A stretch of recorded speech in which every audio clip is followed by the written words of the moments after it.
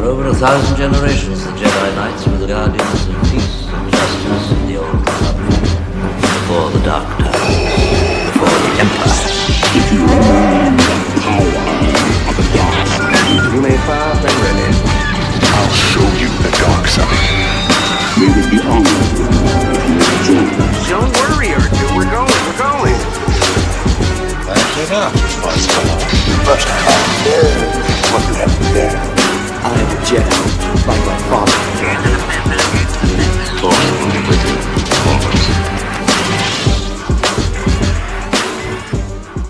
always. Ladies and gentlemen, welcome back to Blah Wars. How are you doing, Jude? Good. Eating yogurt. Good. We are joined by a wonderful friend of mine. He is a renowned connoisseur of the dark arts and a magician, a insatiable ladies' man. That bit is true, yes. His name's Little Raj. Hello, everyone out there. How are you? Would you want to introduce yourself to our listenership? Yeah, I'm Raj, fellow Star Wars fanatic. Yeah. Really want to thank John and Jude for letting me get involved in today's commentary. I'm really looking forward to it. It's going to be lots of fun. Like you guys, a big fan of Blah Wars, so yeah, I'm great to be part of the experience today. Well, you're welcome, man. Welcome to the show. Awesome. Okay, we're going to get on with the Rogue One commentary very shortly. Before we do, Jude has got what look like two demented little Right, listen. fruit pastels. You know, midget Raj, gems. let's describe them first Yeah. before we consume them. Yeah, they Okay. look. All right. You two describe and I'll tell They you what look they are. like midget gems that have been sat on. Yeah, this looks like carbon for me. It's like some sort of. I reckon if you bake this in the oven for like an hour, it would turn into a diamond or something. Like, Yeah. A snake's ring or something. Yeah. Uh-huh. Are you going to tell us before we put it in our mouths? Are you going to? It's like a sweet. I'm gonna. What It's does like it a smell like? sweet. What's it smell like? Doesn't really smell like very What much. does it smell like? Right, I'll tell you Bit what of salt, maybe? I'll tell you what it is before. So these It's like a upstairs hard have come gum. from Sweden. Hold Right. on. This is drop, isn't it? No, it's not. Salted licorice. Yeah, Yeah. Salted licorice. salted liquid. Okay. licorice My from ex-girlfriend, Sweden. who was Norwegian, Yeah. she gave me put it in your mouth. It's one of those. It's like Marmite. You either love it or All right, hate it. let's go for it then. Yeah. Yeah. 3, 2, 1. Yeah, that's just as horrible as I remember it. John's loving it. Fucking hell! What's that all It's just about? covered in salt. It's Yeah. disgusting, isn't it? Yeah. Why would you want that much salt on there? I'm It's like surprised you haven't literally spat it out yet. been- No, I've got past the salt. It's like being on crate, mate, licking the ground. Yeah, licking the licking salt. crate. Yeah. So I think in what makes it even funnier is I think nice in when you Norway get they salt call it off. drop. Like Right, fine. So Yeah. yeah. Right. But it was just I'd had it earlier and I thought I was going to die, so I had to share the It's love. really made me or thirsty hate. though. yeah. Yeah. Well, God, it sucked all the moisture out of my body. Well, thank you for putting us Sorry. through that wonderful experience. let's get on with Rogue One, shall Well, we? shall we? Hit play. Let's. Get that sound up. Lucasfilm logo's up now, guys, if you want to sync. Right, weirdest intro of a Star Wars film ever. What did you think of it at the cinema when it just dropped? I liked don't get it. When I described. saw that a long time ago in a galaxy far, far away, I was What the thing big is such smile a. on my face, massive smile on my face. Just I wasn't expecting that text. And now we get the massive space barcode, don't we? It's like the old El Paso advert. Yeah. That's the answer. Straight in. I'll tell you what I don't like coming up later is the Rogue One outline font. What the hell is that? It was the intern did that. Yeah. He had one job and he spent 6 months on it, and that was the result. Kevin's not got anything to do. What can we give Kevin to do? He can just sign the logo. I love this shot. It just looks beautiful. I've no idea where they might have shot on location, but That looks like Iceland to me. Yeah, it does. it just doesn't looks it? incredible. Probably where we got this salted licorice from. Yeah. Yeah, Galen Erso loves a bit of salty licorice. Wow. Nothing else to do there, is there? I've only seen this film 2.5 times. I reckon I've seen it at least 6. I'm not 100% sure. There he is, old Hannibal Lecter. Oh yeah, that was the TV series, right? Yeah. The set design here is beautiful. They've really done. And look, I love the old blue milk. Yeah. There's a nice close up on it. It's the first of many Easter eggs. she's got all these lovely little toys in her room, and they're all like things like stormtroopers and tauntauns, and there's an IG-88 as well. It was funny though because it's like she's no affiliation to either side. She's just like, I have a stormtrooper.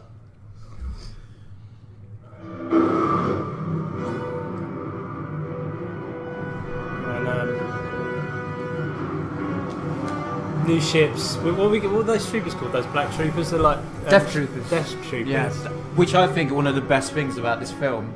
Like this bit now, I just think, God, these guys are badass. But they talk like this. yeah. It's like David Beckham, really. They've Isn't it? designed Great the player. helmets to be a bit smaller than the normal stormtrooper helmets or anything that's gone before. I also read And the that. idea was that it made it look like the people had smaller heads, and it Yeah. kind of made them more creepy. Apparently, as well, every single Death Trooper had to be at least 6 foot or taller. He wanted wow. to just make them that Really towering. imposing Yeah. look. But yeah, these guys look badass. What happened to these guys in the original trilogy? This is the problem with going back. Continuity. Yeah, that's true. It sounds like we need a new release of the OT. A little bit more CGI sprinkled in. You'd love that, wouldn't you? Well, the CGI is, as this film proves, the CGI is at the right level now, where you can actually do impossible things with it, which this film's full of. Okay, well you got Tarkin and all that coming up later, but the CGI for making it feel like models and the lighting, it looks like they've just got model ships. Yeah. But it's amazing. See, this is a nice touch, though, bringing like kyber crystals into the movie. Like, I don't think they've been mentioned before in the. No, they never actually. The science behind them has never been mentioned anyway. This was a first. This is the first movie to ever not feature, the name Skywalker as well, which is weird when you think about it. Have you guys read the book? The novel of this, yeah. I did. No. Yeah. Sorry, the prequel novel. No. Very Catalyst. good. Catalyst, very good. So later on that scene where she flashback to her on Coruscant Yeah. with her dad. That it goes into that. It digs a little deeper. Right. They live on Coruscant for a while, and it just starts to kind of unravel the thinking behind why he's done a runner and all of that. Ah. Oh, my manners. Would you like a beer? Thank you. I love this guy. Me too. He's an Aussie. He's another Aussie that's Ben been Mendelsohn. on Neighbours and has got Neighbours on his CV. Has he really? Yeah. If you haven't got neighbours on your CV and you're an Aussie, you're no one really. Yeah, exactly. I see. It's sort of like the green pass, isn't it? It's like my wife's died. I don't believe you. Search his house. He changed his accent for this. So A few times. he tried to put a posh voice on. Okay. And Ryan Johnson was like, no, your character is you're a ragamuffin from the street, mate. You've worked your way up the ranks, Yeah. so you need to keep your ragamuffin-esque Yeah. accent, and then just keep getting up there until you get to the Grand Moff Tarkins and then the Emperor. And his whole sole purpose is to just keep working his way up the ranks until he becomes in charge of everything. Yeah. Well, that's how they say it in the book, anyway. He's a very endearing character, and even though he's a villain in this, I do kind of feel sorry for him at points. I kind of was rooting for him as well, as much as I was rooting for the heroes in the movie. Because he's screwed over by Tarkin and... Tarkin's a knob. That chair. Love her in A Jedi New garb Hope, she's wearing. everyone's wearing Jedi garb, mate. But she's a believer in the Jedi. Yeah. In the book, Well, she's got she's the like necklace they and hang the- around, they watch Jedi's train on Coruscant. Right.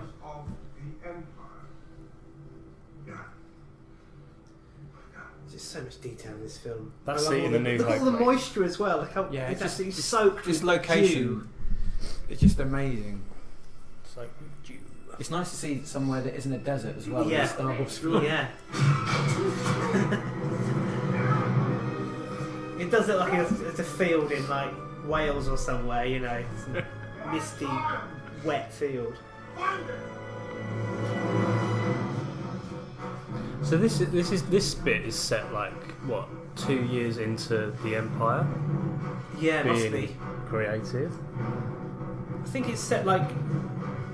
Yeah, because it must be like 15 years later. The rest of the film, at least. Because I'm sure He's only a kid here, Well, I'm right? sure in the About book 9. that kid She's about 29 is watching or Jedi 30. train when she's like younger.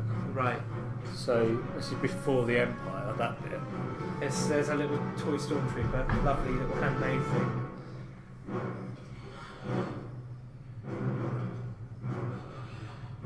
Where the hell did they get that from? They go down B&Q and one of those fake rocks you keep keys under. Yeah, you know that, but we want to be able to put a child under it.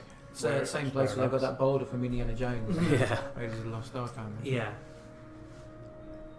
I've got to admit, man, this film for me, if every single standalone film is like this, I'm happy. Yeah, if Han I Solo's agree. like this, I'd be happy.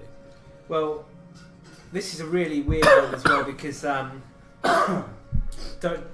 Gareth Edwards directed this, and then halfway through or near the end of release, Disney weren't happy with it. They asked for all those reshoots. Do you remember when that happened? Oh yes, of course. You just want stuff in the trailer. That's not, yeah, exactly. We got this trailer. It didn't really match what we ended up seeing. A guy called Tony Gilroy came in to rewrite stuff and redirect stuff. So he finished the film, but he's not credited. He's only credited as a story writer. But he did direct part of what he completed the film. There we go. Oh yeah. Yeah. Disappointing, isn't it? I don't mind it. Could be better though. Yeah. You might as well just have Comic Sans up there, to be honest, mate. Cock Sans. She's got such a stunning face, hasn't she? Yeah. All right, Her eyes, they're so huge. You get lost in them. As the film continues, what I also love about this as well is, for me, it kind of reset the doom and gloom that I had when I saw episodes 1 to 3. But it feels like a really, just from the casting, it feels big. You know, like they've got such a diverse cast, and you've got another female lead. I mean, again, and it doesn't seem cheesy that she's, female lead. She's very heroic. I really like her. This casting, strong as hell, isn't she? Yeah, Felicity Jones. Yeah, fantastic in it. What I think you meant, it's not forced. It's not just female because we're pushing an agenda. Absolutely, that's exactly what she's trying to get at. She's there for a reason. You've seen a little bit of backstory. That backstory is important. But she starts the film not caring about the great cause of the rebellion, and she ends the film having given her life for it. Yeah. But these scenes here, look at the amount of characters there are. Yes. Look at the amount of the depth and breadth of the people. And the aliens, and you can almost smell the food being cooked. Yeah. You can almost smell the weird alien fodder on the floor. It's just great to see practical effects, sets, that real kind of texture that made Star Wars as popular as it. It's an absolute depth to this, and you're absolutely bang on, mate. You get to see the expanse of the universe here. It's massive. They start to do that in Rebels and Clone Wars, the TV shows, and for the first time you see that translated into this film.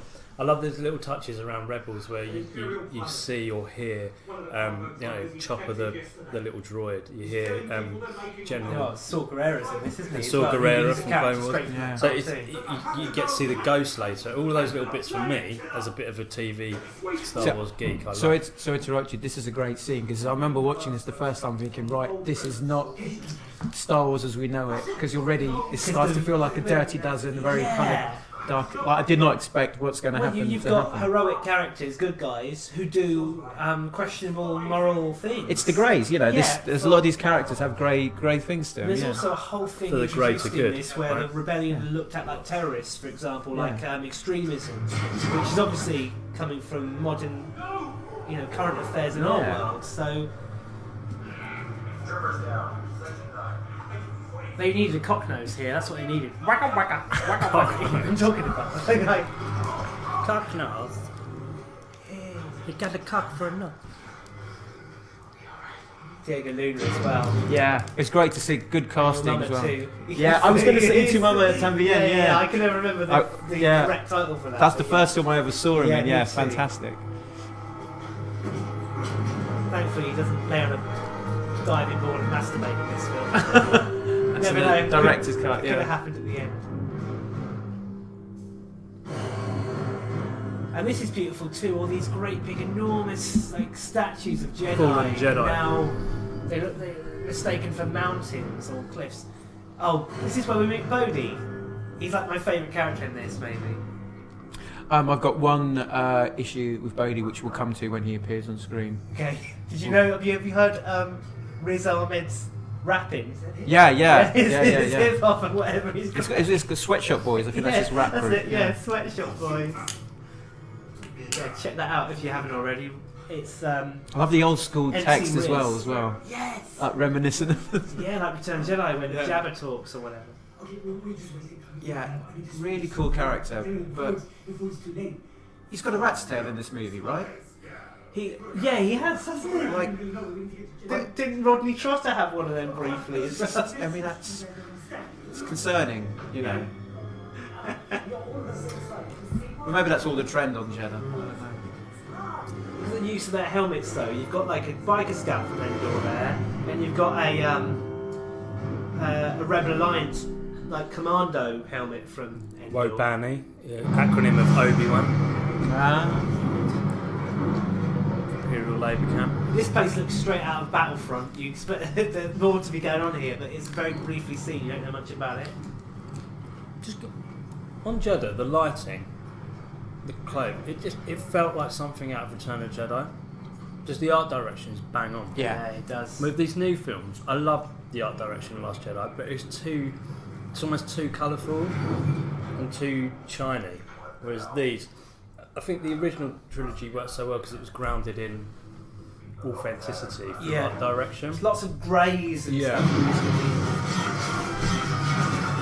These troopers are scratched to hell. Yeah, Whereas in the sequel trilogy, they're all polished. You know, they haven't translated that too well.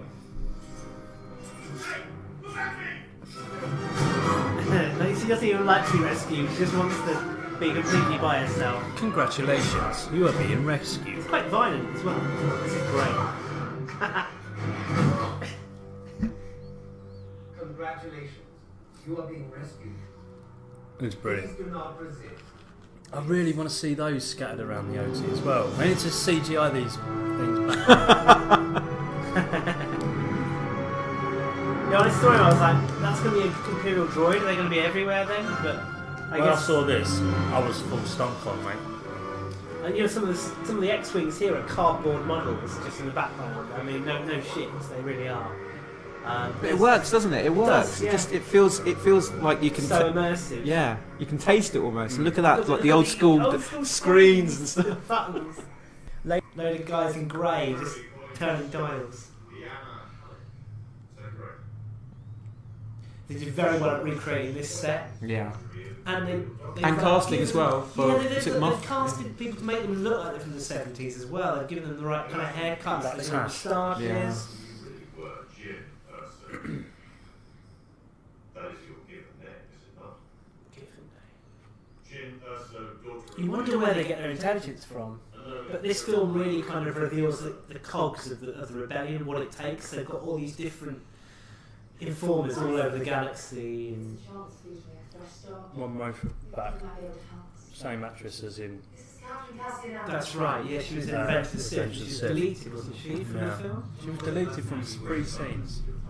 Which is disappointing because they were. She must have been delighted when they gave her a ring for this. He deleted the wrong things because that was the birth of the rebellion. It was like those 4 senators coming together talking about how we're gonna rebel against this like dictator. She's clearly gone on and done this, and then you get the reprised role of Organa, Yeah, which is nice to see. yeah. You get that nice connection between OT stuff and prequel stuff in this film, Yeah. which for me, I love. Yeah. Whereas you two, I'm sure you. Well, I don't really mind. No, I love it. This film is like redemption. Like this film is just redeemed episodes 1 to 3. But like you say, by adding those characters in, the texture of it, you know. I certainly have no problem with them. I mean, everyone knows I'm no fan of the prequels, but I really don't have a problem with the Mon Mothma casting here, or the fact that Bail Organa's here. I really don't think it's a problem. I think they were well cast in the first place, so they have every right to be here. I think it's great that they But what we don't have, and if George Lucas made this film, what we don't have is we don't have CGI creatures flying around, getting in people's way, and getting swatted and fighting. Especially in and a sensible, important scene Yes. like this. You just have some little You just rat. have like a Darko in the background like dropping spanner and then putting his hand in like a vacuum mover and getting sucked up and stuff. So Help us over. Exclaiming the Emperor is creating a weapon. The I love how they fix that plot hole. Yeah. 40-year-old plot hole, the bloody Death Star. That's So- one tiny weakness, why, and then like they've gone and written why. And it's done really well. It's not done like a punch in the face. Yeah. It appears he is critical to the development of this civil war. Given the gravity of the situation and your history with Saul, we're hoping that you So Saul Guerrera was literally a play on the name Che Guevara. Really? Yeah, being a revolutionary. There he is, old Jimmy. Yeah, there he is, Jimmy Smith. There he is. And if I do it, we'll make sure you go free. Should go free. But for This how this long? is this is like it's like watching Dirty Dozen for the millennials, isn't it? You know what? I was This movie. watching Guns of Navarone the other day, and this is. I was thinking this is like Rogue One. Yeah, or Kelly's Heroes, all those. Turns out it was a massive inspiration on this movie. Well, which is nice because the original New Hope was inspired by we know Lucas loved you know, he Hidden was- Fortress and and and he- those old dogfight Dogfights, movies. yeah. And he was obviously inspired by World War II films in the Yeah. world, and said, Well, you this can see one, all of that. in this this. one really works as a sort of World War II story because it's about these misfits kind of coming together, uniting, putting their differences aside, and then going on this really dangerous mission. Like in Guns of Navarone. I think so. And so. You got your Death Troopers who look like the SS. Yeah, they are a bit. Yeah. What do I know? My specialty is just strategic analysis. So, you know about the Easter egg in this that connects to The Last Jedi? Is it something to do with the hyperdrive chasing people through Tracking system. tracking system through? What's the actual Easter egg then? I'll show you later. Okay, fine. You'll make That's some cool, sense. though. You'll hear it. Yeah. So, yeah, you'll hear it. You'll hear Jin say it, and you'll go, "Oh, Last Jedi." Fine. It's taken them 90 years to. There's great use of humour here through K2SO. It's done correctly. Yet again, they use droids for humour, but they do it correctly here. Of course, K2SO is the guy who plays him was Steve the Pirate in Dodgeball. Was he? Yeah. And he was also in that isn't he? And it's in like a motion capture suit. Really? He's on 13-inch stilts to get the appropriate height. But yeah, he's great. He's one of the best things about this movie. No need to do Dodgeball too. I love that film. You're letting her keep it. Would you like to know the probability of her using it against you? His eyes are brilliantly well done. You don't get that with 3PO. It's very high. Well, you get so much expression from this blank face with these little two, moving little lenses. Yeah. It shouldn't work, but it does. The score in this is quite interesting as well, where they kind of have these little stings of the original trilogy themes. It's not too nostalgic that it kind of gets in the way No. of the contemporary feel of the film, but it's just That moment. that's brilliant. Yeah. Yeah, that's an Easter egg, isn't it? That's just. It's all these shots that are just so the symmetry with other films is amazing. At this point, how many weeks away from Battle of Yavin? What, 4 weeks? I don't know really. I'd say it's literally a case of number of days. Days. Days of that. Amazing, really. Of course, the first time you watch it, you just don't know any of that, so it's just amazing, isn't it? Yeah. But now if you watch New Hope, as we said in our New Hope commentary, you cannot help but think about everything the characters went through in this film Yeah. when you're watching it. It heightens the emotion of that whole film. Yeah. It You're refreshes like that going film. like, can't leave R2 there. He's got the best Dark fans in him. Don't leave him by himself in what I Do you know what I mean? It's Yeah. They don't understand the preciousness of it. This is just great casting, is it? Forrest Whitaker, Riz Ahmed, just really good character actors, I don't know why. charismatic actors as well. He got slagged off though for his voice in this. It was just like, Who, is that Forrest? it? Yeah, is that it? because they changed it from the cartoons, but I think he did okay. I like it's this wheezing.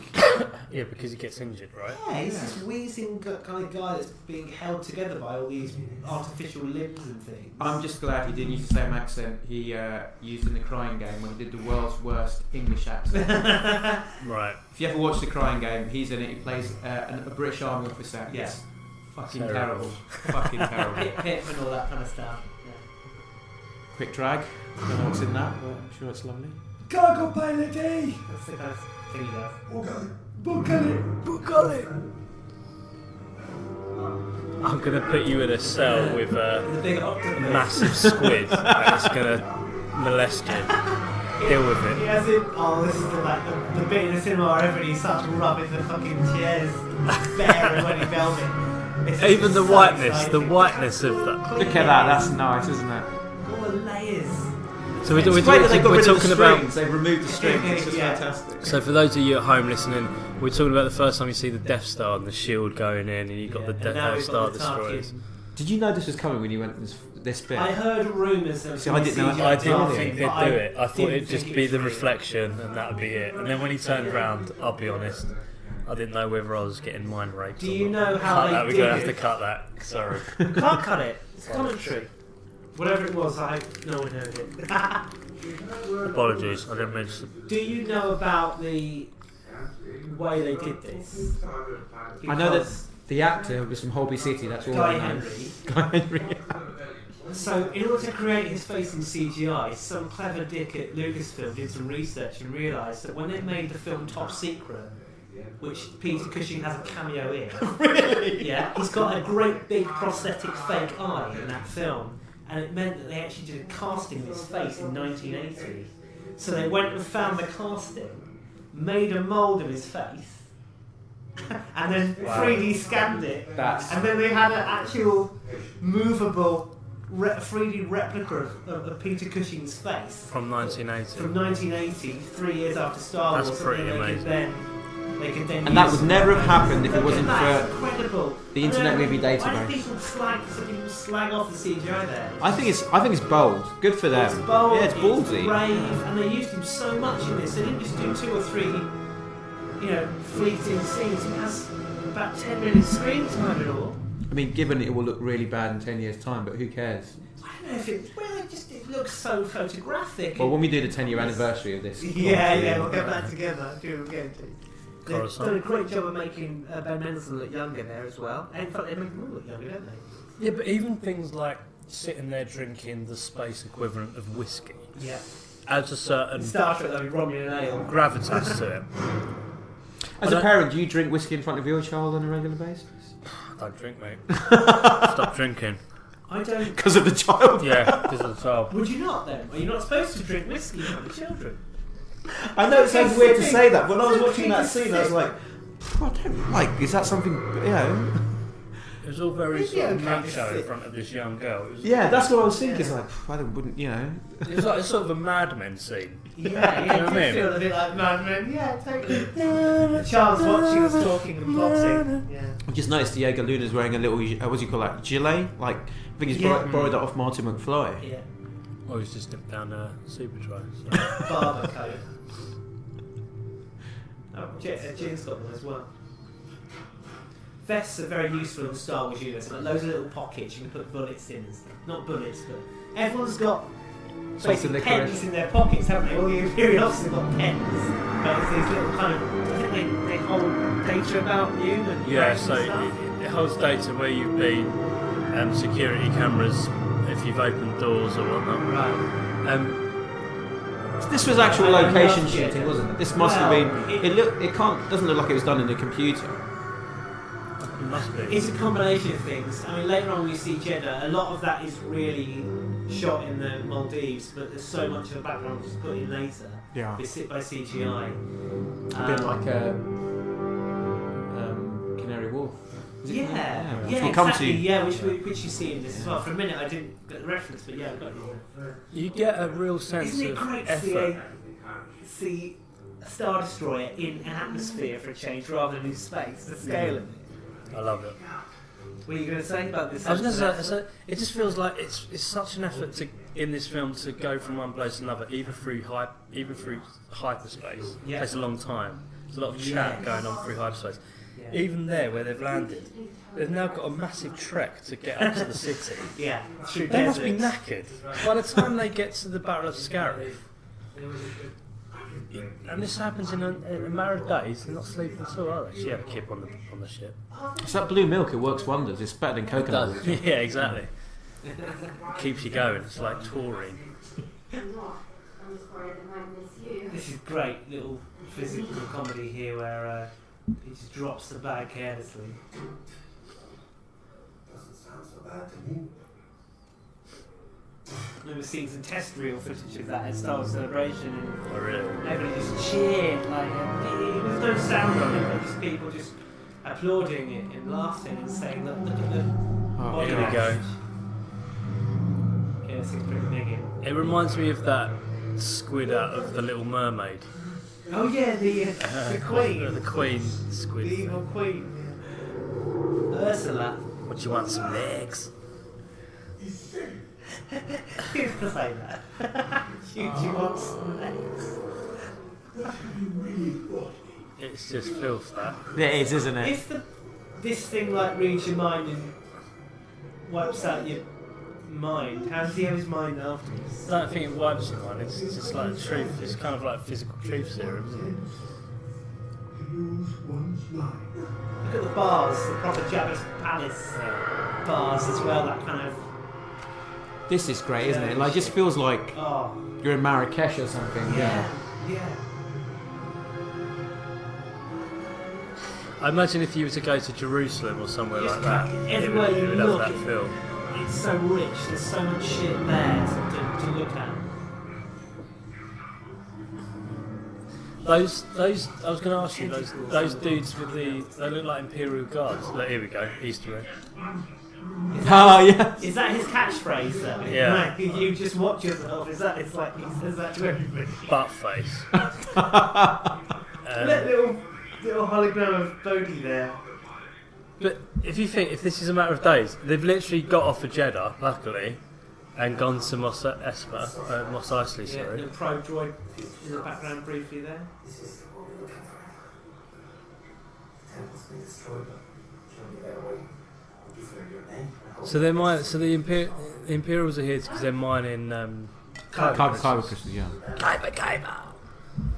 You like how Do you not find that funny that- Cassian's coat is so much like hands as well? Crystals, which are essential part of the lightsabers, are used to power the Death Star. I love that kind of Yeah. connection. You Well, know? he says something. Chirrut says to her, the biggest stars have hearts of Kyber, and it's sort of like a reference to the Death Star, being that he's, in the centre of this thing is loads of Kyber crystals.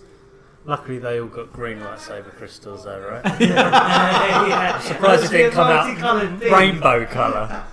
Flipping, sort your science out, Lucasfilm. LGBT like laser through Is this a space. Death Star with the Teletubbies, Ray? I'm not Yeah. quite sure what's going on there. No, they're just celebrating Talking of Pride. which, the actor who played Tinky Winky died today. Yeah, I saw So, that. So, R.I.P. He's Tinky Winky. my favourite character in this. Yeah, Donnie Yen. Yeah. It was his idea to make the character blind. Really? Yeah, and he only did this film because his Son, yeah.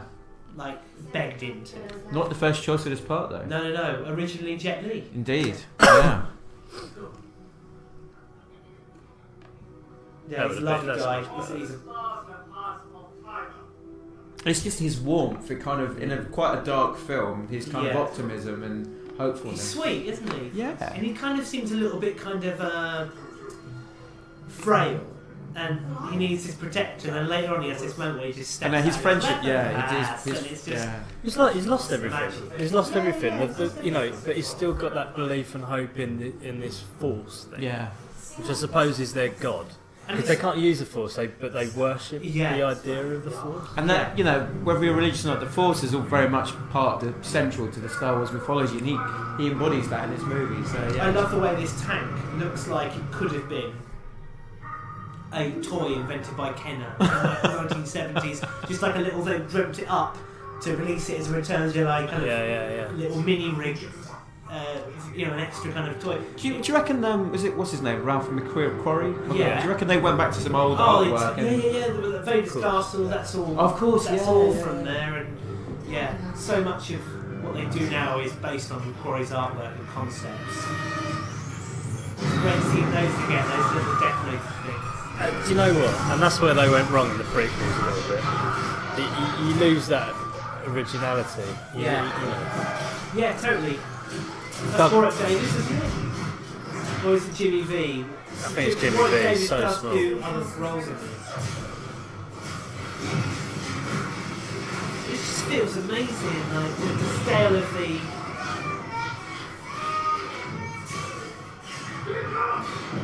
battle here. The irony here, right, is that she saves that girl, and then like 20 minutes later, everybody in that city's destroyed because the Death Star fires on it. I guess that's war for you, isn't Yeah, it? exactly. It's a futility.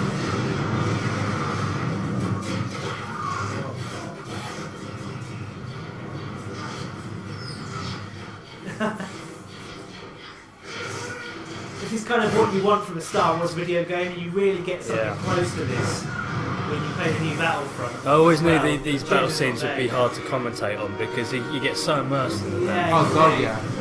the way she just casually shoots it. Oh. They got a lot of joy out of explosions doing this one. It's just not the same when it's CGI and lasers and stuff. It's you know. And these dudes look like the Taliban. Yeah, there's definitely that kind of feel to it. This, see all the kyber crystals there, the enormous. What are those guys going to do with the kyber crystals? They're just going to take it back. I think they're just taking them back to sort of possess them because. I like to think they're going to sell them on the black market. Yeah. Probably to Jabba. Nice look in them. If you snort them, it sends you off on a If they're crazy. wanted, if they're highly. Start shooting lasers at your penis when you go for a wee. You start seeing midichlorians whilst you're high. Yeah. If they're highly sought after, I guess they become very valuable. Yeah. Look at the way he's like going to shoot the protector and she's just hanging herself. Great gag. Everyone gasped in the cinema. I didn't know that happened. Did you know that wasn't me? But I told you to stay on the ship. You did, but I thought it was boring. She just basically took out what?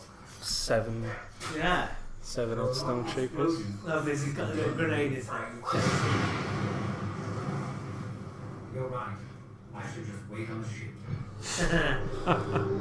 This is great. I just Looks want like to kind pause of that and ancient just. Rome and Yeah. Yeah, it's definitely got that North African, Middle Eastern vibe going. Yeah. You know, that Byzantium, that whole kind of region. there's a little bit of improvisation here where he slaps him in the face. It was all kind of made up on the spot. Was it? Do we prefer old school stormtrooper outfit or the sort of more modern one? You know, like with the Oh Christ, old school all the way old for school, me. yeah. What about you two? Sorry, I missed the Do question. you like the new trilogy Stormtrooper or do you prefer the original trilogy Stormtrooper? OT. All day long. What about you? Do you know what? It's a bit bulky. I'm with you guys. I'm the original as well. Yeah, I was kind of enamoured when I first saw the new trilogy, but yeah, this bit is this is why Donnie Yen. What a brilliant casting! He was cast for his martial arts. Yeah, go martial Have you arts. seen someone's YouTube on YouTube? They've put a lightsaber on his stick, and it looks great. It's like if that's a real lightsaber, it's really good. And it's a great idea not making him a Jedi or anything like that. This film doesn't need a Jedi, you just need someone who... Just force sensitive. Yeah, force sensitive who can... Those close-ups of the blue, you don't... It's the first time you see that. Look at that. As well.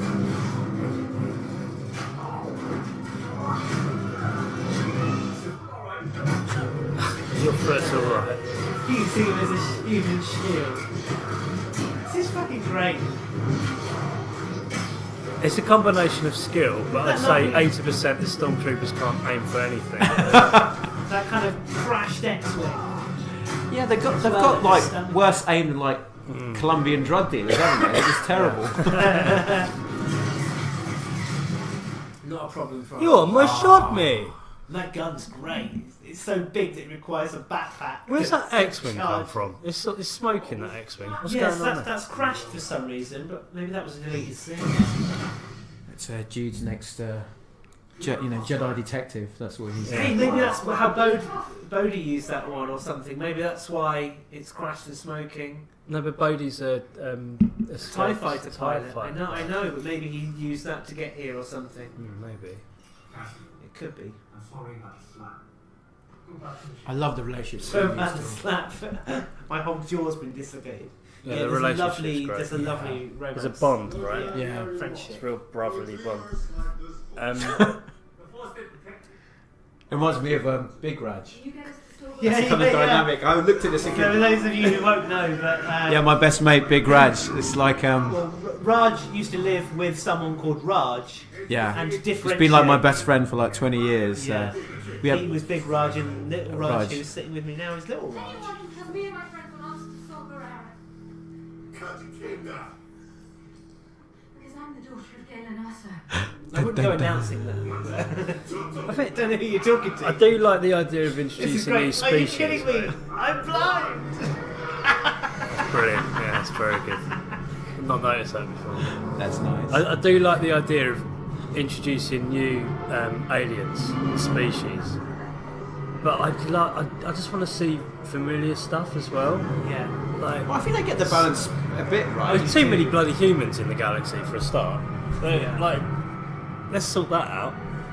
So they're Well, they did So have some the next alien level creatures in this, is didn't more they? diversity in terms of species. We want to see more different species in the next level. Well, there were supposed to be two kind of alien characters in the crew, in the squad, weren't there? Were Those there? little kind of like, they look like space monkey type things, like space bear type things. that's right, yeah. But they don't have any screen time really. I think that's part of the rewrites as they got taken out. We should be getting a Han Solo trailer next week, by the way. This week I heard. Oh, But this really? guy, he looks like he's from Wow. an Indiana Jones movie. That kind of Oh, does Yeah. the garb. He's in Yeah. like Temple of Doom. You know. But I love that door, like that door straight out of Jabba's palace. Yeah. Isn't it? It's the one that looks like. Shit, look at this, they're playing a non-digital version of that holochess. And that hologram looks like something straight out of Jabba's palace. Yeah. These environments are so rich, and you can just Why doesn't someone make a Star you Wars just imagine they smell like bar cinnamon. that's decked out like this? Did you go to see the cinema? I did, yeah. Oh yeah, And, good. when we were in the That's bar in closest Mos we're gonna Eisley, get. yeah. Yeah. That's You the could- closest we're going to get. You Get just to the want bar- this all the time. You could Yeah. open this 24/7. Yeah, and it would just I'd it would live work, there. wouldn't I'd go it? work there Yeah. every day. I'd take my laptop. You could go. You could order a gin and tonic. Get it? Hey. Gin and tonic. Nice, very nice. Love that. Just breathe. Don't talk. It bothers him because he knows it's possible. So his understanding of the Force is if you pray to it, it will. So he's got like a kind of. He sort of sees it as an entity that you can pray to and ask things of. So I think it's a bit of a misunderstanding Well, he can't from use his point it. of view. He can't use it, but He's not tapped into it, but he. Yeah. Do you know what I mean? He believes in it entirely, but he doesn't fully understand it in the same way that a Jedi does. But that's what I like about him because he's in that respect. He's kind of. If we're getting too philosophical, like when it comes to sort of religion, you get parameters. Then you've got like Yeah. your clergy who are really dedicated, and then you've got those that might whatever religion. They don't go to a mosque or a church. They pray privately. For him, his relationship with the Force is he's Force sensitive, and he's not a Jedi, but it's a much more intimate relationship. You could say, look, the Jedi's are like prophets that get this like sort of God talking to them and be able to like project that. Yeah. Whereas these like more of us and every. I don't know, Some people are religious, but they don't like the dogma of their religion. No, yeah. Like my dad, he's a Hindu, never goes to the temple, he just prays at home. The distinction I'm trying to make is like for him, it's a very. It's not about the rules. It's not about the rules. It's Yeah, about you. Yeah. yeah. Yeah, and that's really what this new movie. So he's not Sith, he's not like Jedi, The Last he's just Jedi kind Force. Embraces the Force. yeah. The Last Jedi really sort of favours that view of things as well. That it's not about dogma; it's about people. The Force is there, and you can use it. This is a real important scene coming up when he shows the hologram. Yeah. Oh, it's beautiful. Why did they change his appearance in this scene though? Because in From the a shaved trailer, head. yeah, he had no hair. I think it was to show. So at the beginning where he opens the rock Panel. hole, he's got a slap head. Yeah. He's got hair here. I think it's just purely to show age and time and that. So he used to shave his head, But he doesn't bother anymore.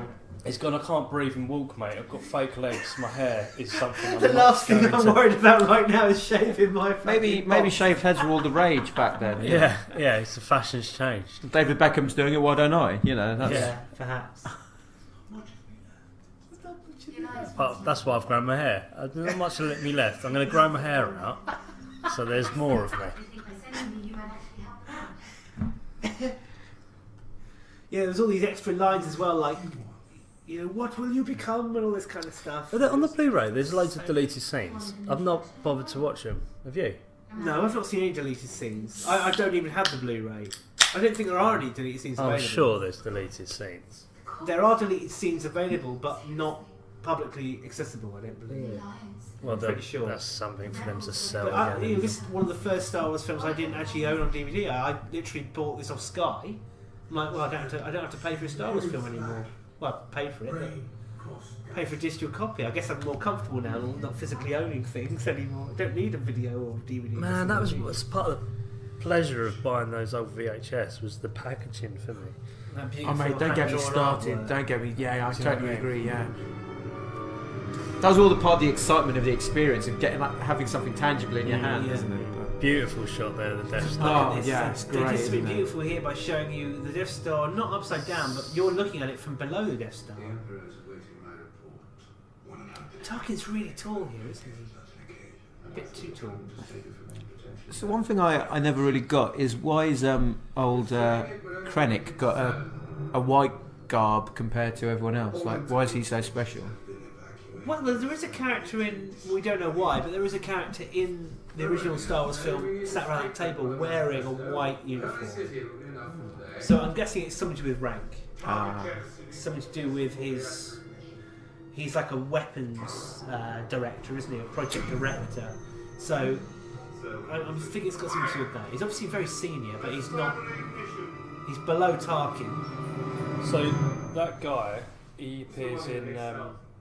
He's an admiral. So the white mean is an admiral, but he appears in the Clone Wars. Right. And he comes back in Rebels as the guy in white in A New Hope. So this guy here. Yeah. Because we thought that was Krennic, didn't we, originally, when we first saw these... Because if you look at that scene in the... if you now watch A New Hope and you see that scene where the boardroom meeting, you know, the Emperor's just dissolved the Senate and all that kind of stuff. There is a chair with no one sitting in it, and it's kind of like, that would be Krennic's chair, that's what everyone's sort of saying. So this is the guy. This is the guy. Pronounce that for me. Wolf Yularen. Okay, so here's the guy. He's the guy in A New Hope. Yeah. And but he also appears in the Clone Wars. Was he also in Gladiators? Wolf. I thought he was going on about the 3, 2, 1. Yeah, referee. Yeah. Death Troopers, ready! You will start on my first whistle.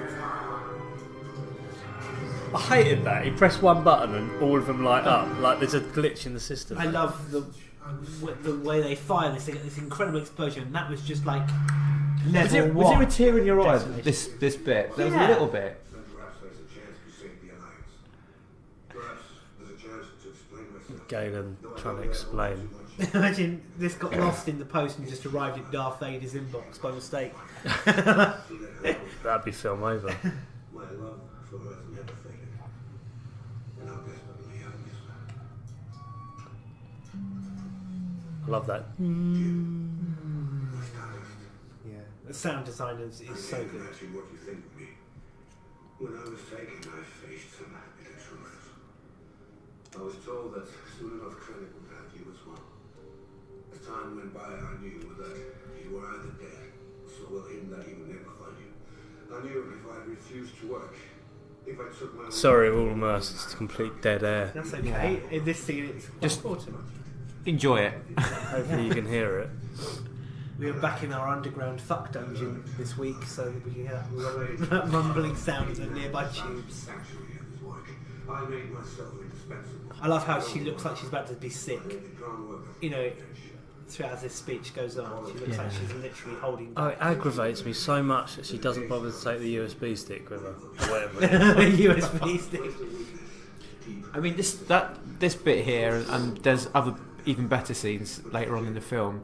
show that you can make a big blockbuster movie that's still emotional, challenging, thought-provoking, character-driven. Yeah. It's Michael Bay needs to fucking watch these and learn something. Yeah. Because it's not just about special effects.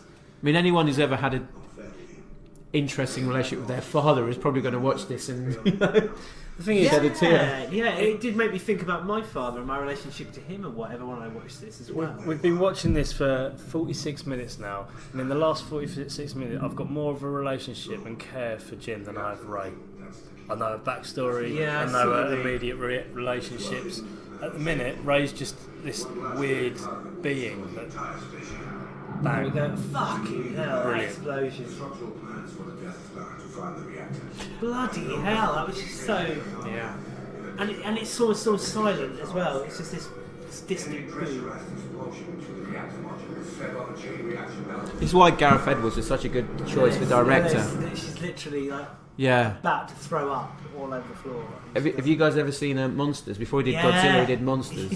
Such an emotion, like character-driven. I checked out Monsters before this came out, but again with Godzilla, both of them really strong character, human stories. Like you say, rather than just going for your Michael Bay type, they went for someone who puts people or characters at the centre. Well, Michael Bay tried to do that, but unfortunately he chose the most annoying possible person to sort of be his character in the form of that. I'm talking about the kid from Transformers. What's his name? Shia LaBeouf. Shia LaBeouf, yeah. But he's just too. Got a problem with the horizon. There's no horizon. This feels like a real jolly, doesn't it? This bit is just the beginning as well. And he thinks he's going to hurt them, and he just he breaks them out. What a bad man. He's got a little bit of the force in him, hasn't he? Yeah, he does, definitely. He's on the spectrum, so to speak. He's on the spectrum. You know what I mean? Is your son force sensitive? He's on the spectrum.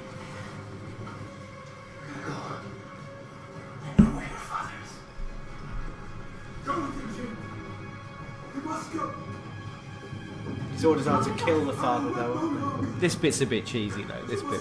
Why doesn't he go? He could just go with him. Well, there was no need for him to be in the story. There's the problem. There's a lot of the problem with the sequels is they're just having characters in there like R2 and C-3PO because they're R2 and C-3PO. Yeah, they have no place really. They don't even need to be in the prequels. These guys have got X-wings. I'd never noticed that before. Who have? These guys. Oh right. Did you not see that? I didn't. No. He sounded uber posh then. I didn't. No. That kind of makes sense if you think about it. It's not like they're an official army. They're probably buying weapons and vehicles off the black market. They're like Uber rebels, aren't they? They're like next level terrorist rebels. It's like every terrorist group owns an AK-47 because that's the weapon of choice. It's the weapon of choice. Yeah. It's like the X-wing is a Spitfire of like choice in this universe. If you gotta take out every motherfucker in the room, except no substitute.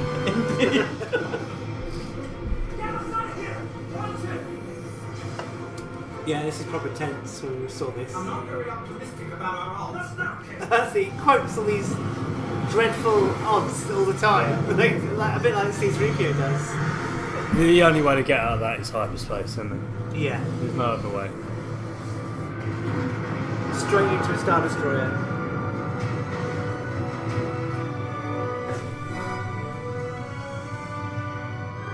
But do you think they put him in there for like the fanboys? The ones that had stayed true and watched Rebels, and they just wanted to see like a reward almost for their loyalty. I loved it. I loved all of that stuff. I loved seeing Chopper in the film. Yeah, I think it's it was a great choice. You needed somebody to pass on this message. You've got to use this character, I think. And also you get to see this kind of other side of the rebellion, that they're fractured, that they have these extremist divisions which they disassociate themselves with, that cause them problems, that have made them enemies. And to put it into real world context, if you look at what happens in like say Syria, that's exactly what's going on. So all these different factions. This is beautiful though. Yeah, this is the most incredible shot, all this debris going out into space. And then you see it from the deck. Yeah. And it's like that was level 1, like lowest possible setting. Yeah. When he says earlier, "Oh, it's beautiful," that's when you just think there's something like, almost like mafioso about this character. Like he's just stone cold, isn't he? Your work exceeds all expectations. You tell the Emperor, Edwards. I will tell him that his patience with your misadventures has been rewarded with a weapon that will bring a swift end to the rebellion. And that was only an inkling of its destructive potential. I will tell him that I will be taking control over the weapon I first spoke of years ago, effective immediately. That's some cold shit. I was like, you fucking... Stand here amid my achievements, not yours! And I have a cape. Yeah, he's got the cape. And he's got pens. The breaches have been filled. But he's got dicks. The other That's one's what got he says. Parkers. That's what he says when he puts his trousers on every morning. He puts his trousers on and goes, "The breaches have been filled." Galen Pastor's facility. Oh snap! We'll see about this. It's great. He goes on this like crazy planet to planet mission now, like going wherever he can to get information. Weapon confirmed. Jeddah destroyed. Mission target located on Edu. Please advise. Destroyed.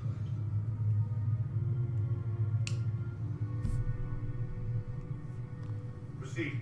We definitely need to get people to crowdfund us making some sort of Star Wars bar. Yeah, Or that'd a be pop-up good. bar. So up for that. I'd be down there Star all Wars, the even the fucking Star Wars time. craft beer. Yeah. Hey, if you're listening to this, you like craft beer, and you want to get involved with a Blah Wars flavoured craft beer, we're going to set Star up Wars a... flavoured. What's going to smell taste of me and you? Yeah. We're going to A drip... little hint of We're going to wine. drip a little bit of John B.O. Jude Dandruff in it.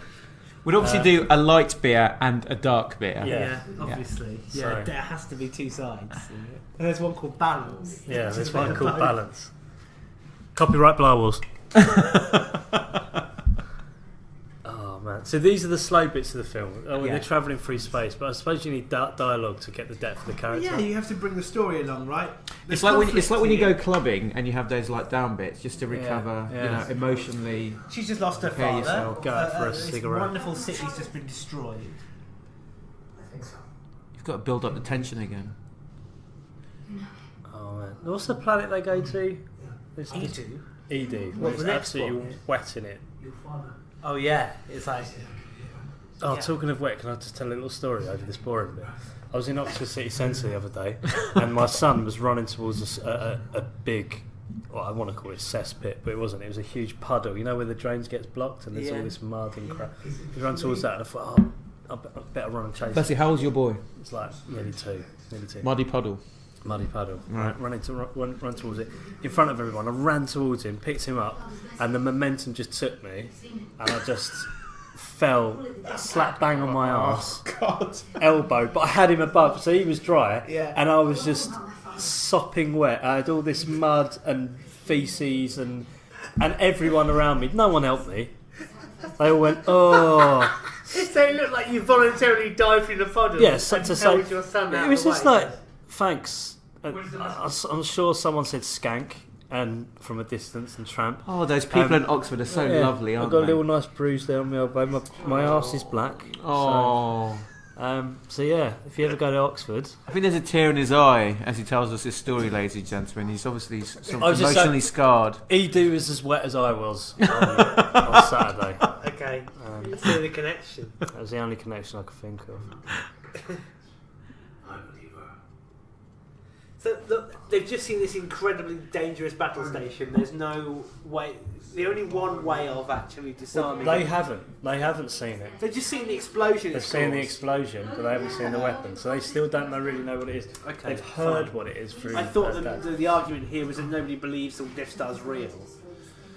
I have to go to Scarif to get the plans. I can't risk sending that. We're in the heart of Imperial territory.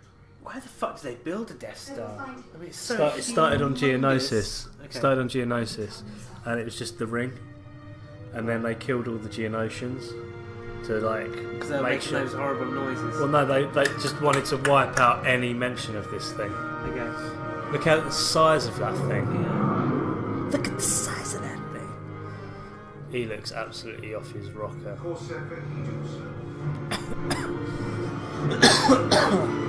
I like his little personal shuttle. I think it's a nice little touch. It looks obviously he's had that for like 20 years. You know, he's had that all of Jude's life. He turns up in that at the beginning of the movie. He's still got it. He's just knocking around thinking, "When I get a new fucking company car, get one of those nice shuttles that Darth Vader's got." Maybe that's in the director's cut, which is anything else? Like, yes, Lord Vader, could I get a new company car, please? A new company shuttle? If you complete this assignment, if you make sure you get those plans back, definitely put in good word with the Emperor. Get you a new shuttle. It's almost. I know the outcome of this film, but I still at this point watching this film, it's an impossible task. There's a sense of real hope in these characters. Again, quoting the really shit odds here.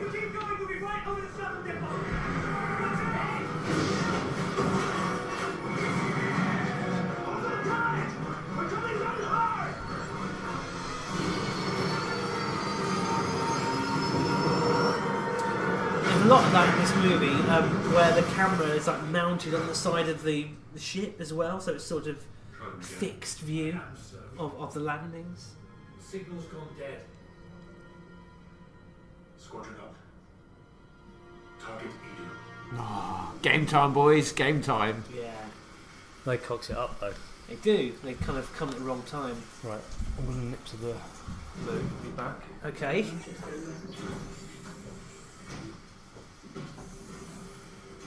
Morning. Where's the lab? The research facility? Yeah, where is it? It's just over that bridge. So Bodhi knows everything about this place. He's been here before, right? Yes. I He's think like so, the yeah. informer. Ship left to steal. I remember when I watched this, like in the cinema, like knowing what Diego Luna's character had done right at the start of the movie. Yes. I mean, this is the beauty of it. It's Well, such he's been told, he's been given his Yeah. orders. When you find Galen Erso, you kill him. We don't bring him back, you kill him. So I was just wondering how it's going to play out. I mean, obviously I knew at some point they'd do something to... Yeah, and I was just... I think I was still recovering from the... You know, I was processing the fact, oh, Jeddah, like the home of the Jedis, and then it gets destroyed. And although we've seen, you know, the Death Star in action in previous Star Wars films, just I think that scene, just the devastation. Well, you see a planet get blown up, you don't see what happens on the planet. Yeah, to see a city blown, To see actually that happening on such a localised scale. So then, this is the bit for me in the movie. I was like, oh my god, like it seems like there's no chance they can do. They're gonna, you know. He had the face of a friend. I love that line. He has the face of a friend. It's just the way that he obviously asked Baze to describe so many things to him, and he has these kind of ways of saying, this person looks like a friend, that person looks like a traitor, or that kind of thing. That's great. And everybody's told to stay there, and basically everybody leaves the shuttle except for K2SO, I think. This is like great tension. Yeah. And this does feel like you're watching like Guns of Navarone now. There's This is around the mountain. This is when it really feels. This part of the film, although some people might argue it's a lull in it, I actually think this is where it diversifies from like the mainstream Star Wars films, because then you do realise I'm watching something different here. This is not Star Wars as this is. Definitely feels like a part in the cinema where after like maybe I think I saw it like at least 4 times in the cinema, and this would be the part where I'd always go for a quick wee or something because. But this is quite important because tonally, this is where the film is. This is. It's true. It's here, or if I could hold it till the bit after Vader, when they get back together. You don't often get sort of main characters in the rebellion who are sort of, you know, they sort of distrust or you know. Yeah. Usually they're all fighting for the same thing. Yeah. There's no kind of inner conflict. He's blind and just walking around on the top of this rocky cliff.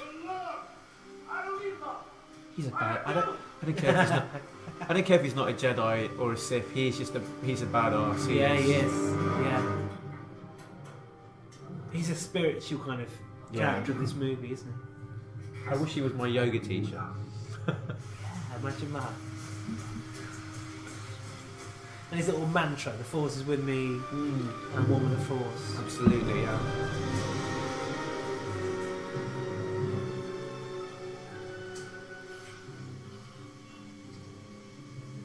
This is. So he still hasn't told Bodhi what he's doing. He's planning to do the assassination. Nobody's informed. I've been watching Narcos recently. Finally worked through Narcos, and like, it's sort of, I'm seeing comparisons between sort of like the Colombian drug cartels and like the Imperial Empire. You know, the way that they might, you know, assassinate people just willy nilly, just because they know, not because they know too much, or they know something. Let's just kill them on the safe side. Just be on the safe side.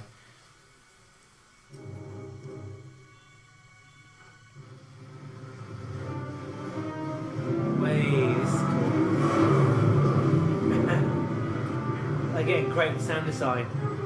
Those shuttles coming in. Get back down here. Find us right out of here. What are you doing? You heard me. You said we came up here just to have a look. I'm here. I'm looking. Go. I'm here. I'm looking. Yeah.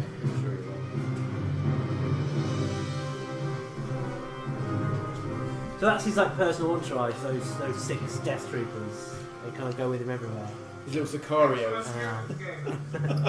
It's complete. Must be very proud.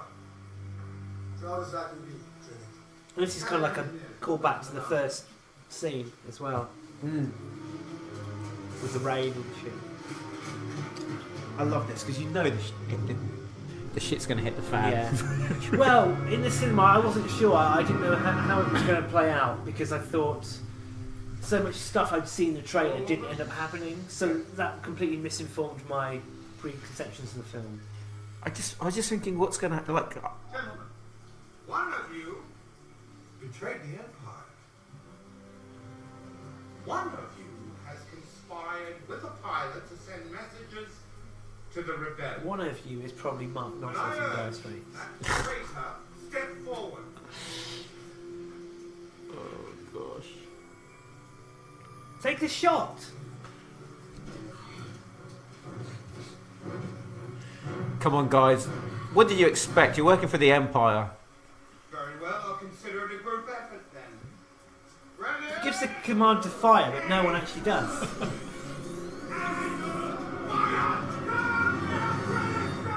It was me!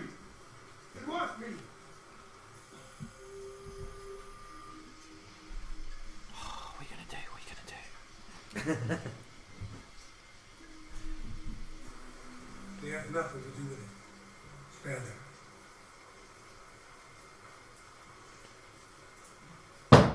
What's he do? Hit him in the face or something?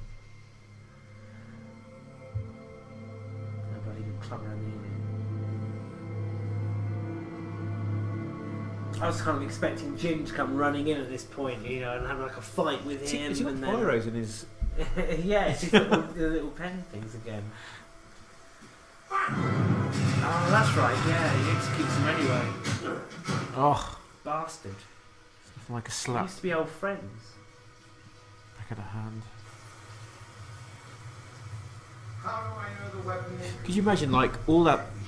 Obviously, it must have taken several takes to do this. Yeah. It can't have been pleasant, practically, to shoot this scene. Days of filming in the wet room, just being rained all over constantly. Alright, that was great. Let's just do it one more time. Are you crazy?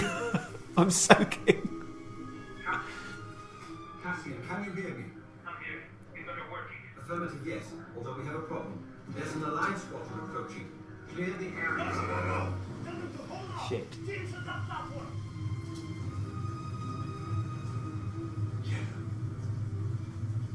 Guerrera, this band of fanatics. They are Holy City. The last reminder of the Jedi. Go home. You're never with them. And where have I heard that before? The thing is, though, he may have leaked out that stuff and he may be the traitor, but the point is, the cargo pilot is now the priority. If they can't... I guess they think they've already caught him though, right? Because they blown up the Jedi. So they think he's gone, yeah. They've swiped him out now. Yeah, this is great when this happens. It's nice to see the rebellion. You know, their calls are sometimes they make mistakes, basically. Yeah. You know, I remember as a kid watching New Hope and just thinking these guys are just practically perfect in every way, and like this obviously. Well, it throws their kind of character into question, right? Absolutely.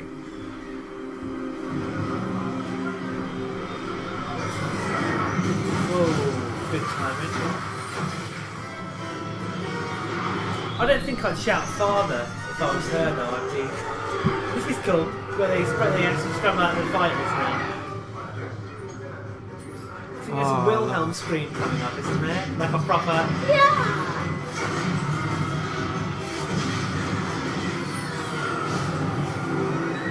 Jude rejoins us. Sorry, I went to make a coffee, which takes a little bit of time here.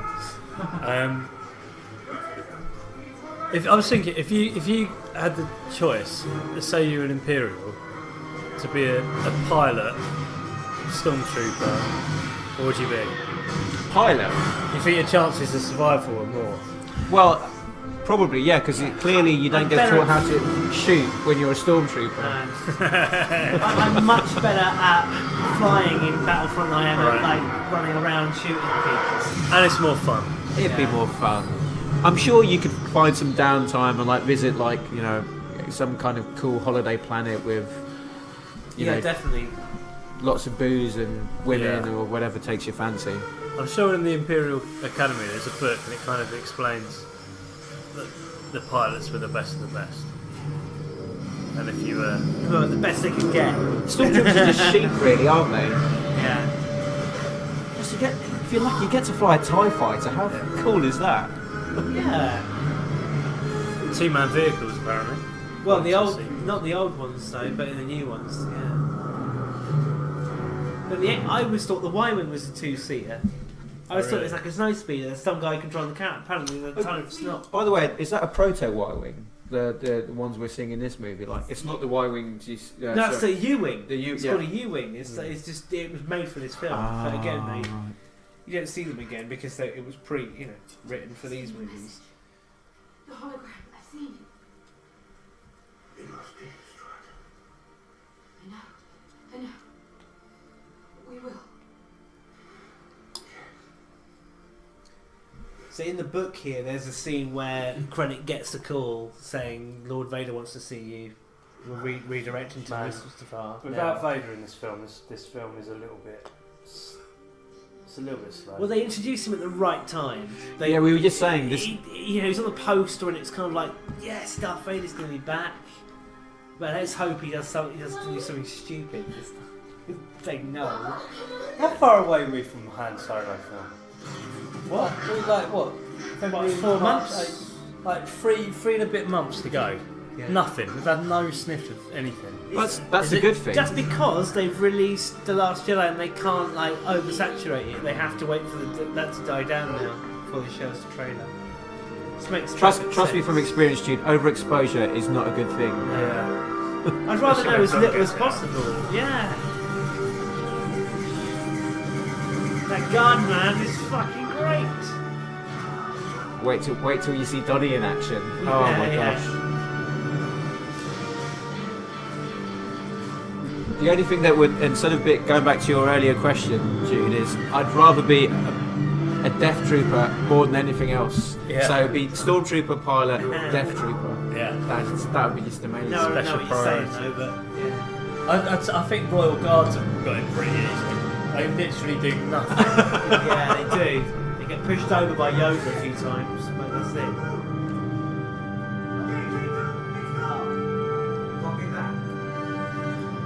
What do you have to do to be in that position?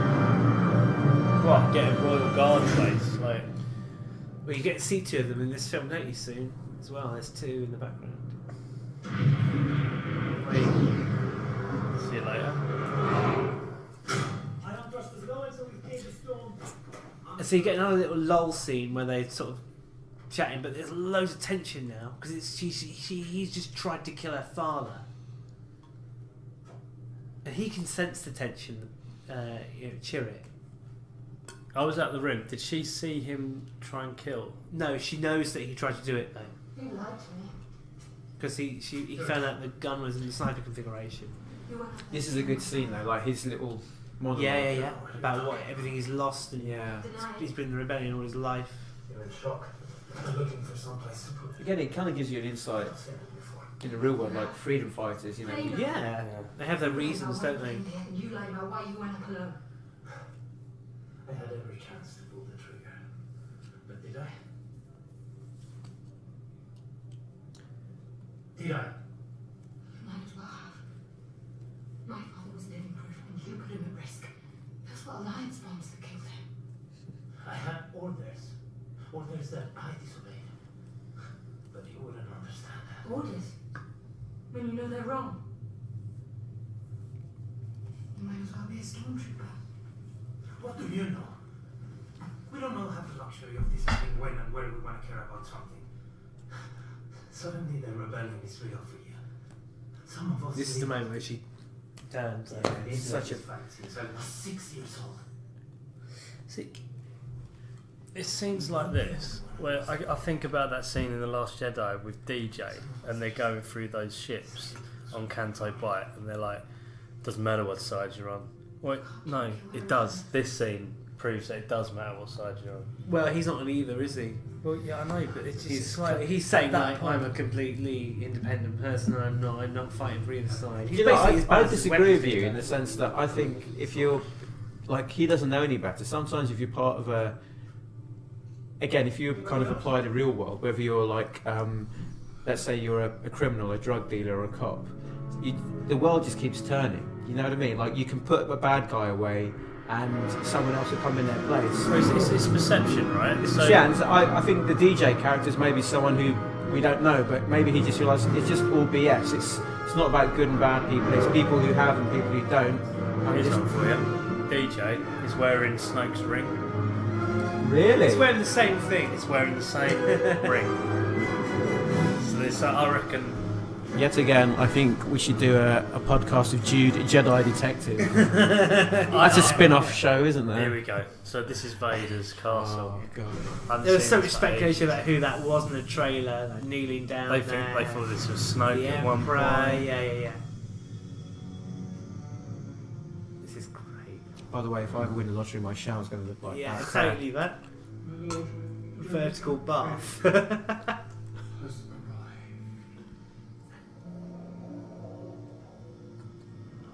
It's so weird seeing Darth Vader in his most personal surroundings, his home.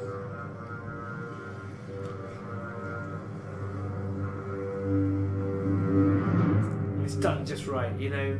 Seeing Hayden Christensen's face there would have just been like the biggest. I think punch everybody in the face. cinema was like, "Please don't be Hayden Yeah. Christensen. Please don't be." Yeah, me too. This was great. Yeah. Seeing this was fantastic. And I do think they changed this slightly because they either reshot it or this was supposed to take part on the Death Star. This place was supposed to take Right. This scene was supposed to take place on the Death Star. So As you saw in the is this trailer. was it Mustafa, or whatever it's called? It is Mustafa. Yeah, this is where the palace is built there, where he got burned and stuff, and killed his wife. So he's literally shitting on his own doorstep. Yeah, I think it's Well, not literally. the suffering. Oh, but I like the detail, the old school, like red, Yeah. you know, in his eyes. No, just press the time. There's a great many things to attend to. My apologies. You do have a great many things to explain. I love this I reference. do. I deserve it. I love the way he walks towards him and just like intimidates him by stepping closer. Exactly. Its power to create problems has certainly been confirmed. A city destroyed. An Imperial facility openly attacked. Discovered a target that's dead to the test. James L. Jones does sound old. Yeah. Like he is. He's like in his 80s. Who would you have to replace the voice of James Earl Jones? I don't know, but I honestly don't know who's It's a qualified. tough one, isn't it? Yeah. Not to rest until you can assure the Emperor that Galen Erso has not compromised this weapon. This scene was just like magic to everybody in the cinema. Everyone was like squeezing the, you know. So I'm doing It's like the Tarkin scene and people squealing all around me. I went to see it first without you, didn't I? Strangers at midnight. And it was, oh, this is great. This is great, isn't it? It was like a little pun, a little joke, a little dark Darth Vader humour. How many times have you all fantasised about doing this to someone we work with? Aspirations, director. Fantastic.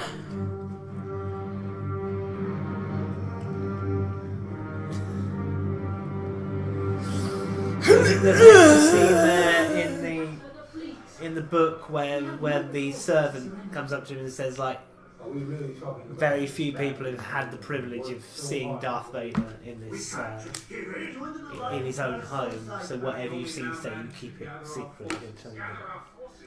Which is cool. Yeah. I would like to have seen that in the film. That little guy. If it's war you want, you'll fight alone. They could have made a good 3-hour film out of this, but they kept it down to a sensible 2 hours. We need to act now. Councillors, please. It is simple. The Empire has the means of mass destruction. The rebellion does not. Death Star, this is nonsense. What reason would my father have to lie? What benefit would it bring him? To lure our forces into a final battle to destroy us once and for all. They have these great big meetings where everybody's invited. It's not like a little closed office. It reminds me. Everyone can go, give a girl a chance and stuff like that. Shout stuff out. It's like the houses of Parliament. They're like waving papers and stuff. Order, yeah, throwing off papers. Boo! Da. Question is what choice? The girl's insane. Give her a chance. Could you imagine She's trying to make a monkey out of you. Could you imagine being like 10 years old, watching this in the cinema? This scene, this must really do it for you as a kid. Yeah. This is it. The political bit. They stand on the chessboard. It's all that makes me wish I was a kid. What's she on?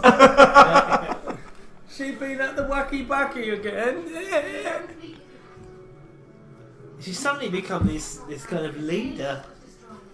Good old gin and tonic. Come out of nowhere. Yeah. You're asking us to invade an imperial installation based on. This was the 70s, so there would be like an advertising thing here. She'd light a fag at the end. Yeah. And go, Brilliant. because she's a Marlborough. She can make decisions.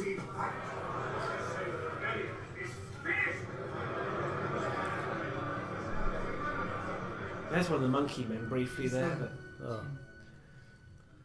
Without the full support of the council, the odds are too great. but we're going to do it anyway. They managed to somehow sneak off and go and do it though, and then everybody decides to join in. To be honest, and it was the only way they were going to do it. They mounted a full-scale attack right from the off. They would have done what the Empire did in Empire Strikes Back, which was come out of hyperspace too soon and lose the art of surprise. You? She wants to fight, so do I. We all do. Force is strong. What was that, a pod racer? Yeah, I often wonder what that is. Oh, right, yeah. Could be some sort of engine, I suppose. But yeah, it does look like a big pod racer that's been parked there. Guys, I've got That guy there, second one along with the big beard, looks a bit like Castro. You see, that's the Orgazoid from Peep Show, the guy that Jeremy goes to work for. That He's also from Game of Thrones as well. Yeah, he is. Yeah, he is.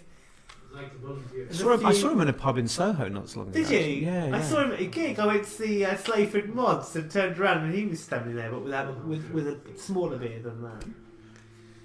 The Orgazoid. So when I saw this in the cinema, I didn't actually cry at the hologram bit, but I shed a tear at a scene coming up, which I don't know. I really love Donnie Yen's character. I just love his like spirituality. He's so fucking cool in this. Yeah, he's great. Shed a tear when he kicks the bucket.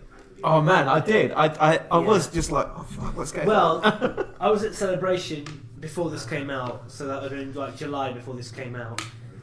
And they're interviewing the chap who plays Baze, whose name is, trying to remember, is it Wang Jiang? Yeah. Yeah, sorry about the pronunciation there, folks. Yeah. Wang Jiang.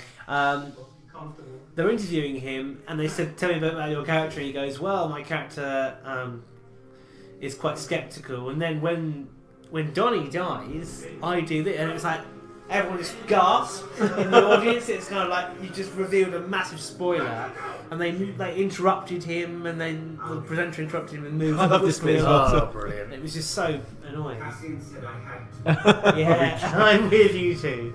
So it doesn't get too cheesy, does it? Yeah. No, exactly. It's done really well.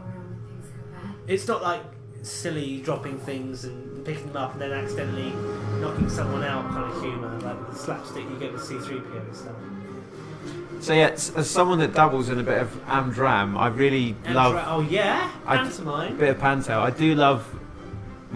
We'll save my experience in the Star Wars panto for another time. But this is the scene I really loved when she says, "May the Force be with you." I'm just like, God, like a little prep speech. Look at Donnie Yen's face.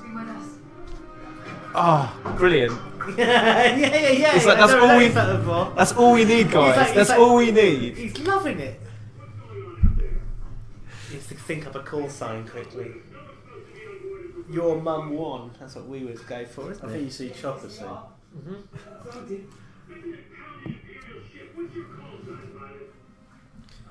Rogue. It's cargo boy. Salted licorice. Rogue One. There is no Rogue One. Well, there is now. There is now, motherfucker. Rogue One. Pulling away. Pulling away. This is it, isn't it? This is it. This feels like we're off. We're off on an adventure. We're gonna get through the shield gate, the big space vagina. It's not shooting him with his gun. Speed gun. There's a nice little bit here where she sets up the next film. Obi-Wan Kenobi. Yeah. We will give every advantage. The Jedi. We serve you well during the Clone Wars. He serviced you well. I was the Emperor's purge, yes. I will send for you. You need someone you can trust. I would trust her with my life. Captain Jude, going back to a point you made earlier about kind of retroactively introducing new technology. Yeah, why do we not see the planet shield in any other Star Wars films, or have we? Yeah. Well, there's one round Endor, isn't there? You know the story about Scarif, don't you? Have I told you this? Scarif? Yeah. The name of the planet. Gareth Edwards was writing this film. He went to Starbucks. Yeah. He asked for a coffee. They asked him what name. It's Gareth. The guy wrote the cup. Gives it him back, and he's written Scarif. Oh, don't you hate it when that? But yeah. Some people just don't know what Raj is. So whenever they bring it back, I've had Rag, R-A-G. I've had Raj as well. Roger. I share your pain, Gareth, if you're listening to this. God. You've done well out of it, though. Yeah, that's Gave true. him the idea for the Scarif. Although Gareth Edwards isn't 100% happy with this film. I mean, it's not his film. You know, he did a lot of work on this, and then it was sort of the final product was taken away from him. But you know what? I think any films is a collaboration, isn't it? Yeah. Right? Like George Lucas wasn't happy with what he did. Well, no, he never fucking was. Well, true. Hopefully they won't let Gareth Edwards, but go back and edit things. But we're never going to see the version that he wanted to make. Lucasfilm aren't like that. They don't like to release director's cuts. They've never done it before. They'll never do it. But they release it snippets over time. Like Maybe. Scenes. I just wish that I'd like an exposure, like a full. Maybe just release the fucking script, the original script, so that we can actually read what it's supposed to be. And we can. Do you reckon it would have been darker? Or I just don't See, know. this- Obviously, Vader wouldn't the have been in end. it. Well, Vader would have been in it, but I think he kills Krennic in the original draft, Right. which we predicted. Do you remember before we even saw the film? You and I. This is before we started doing Blah Wars.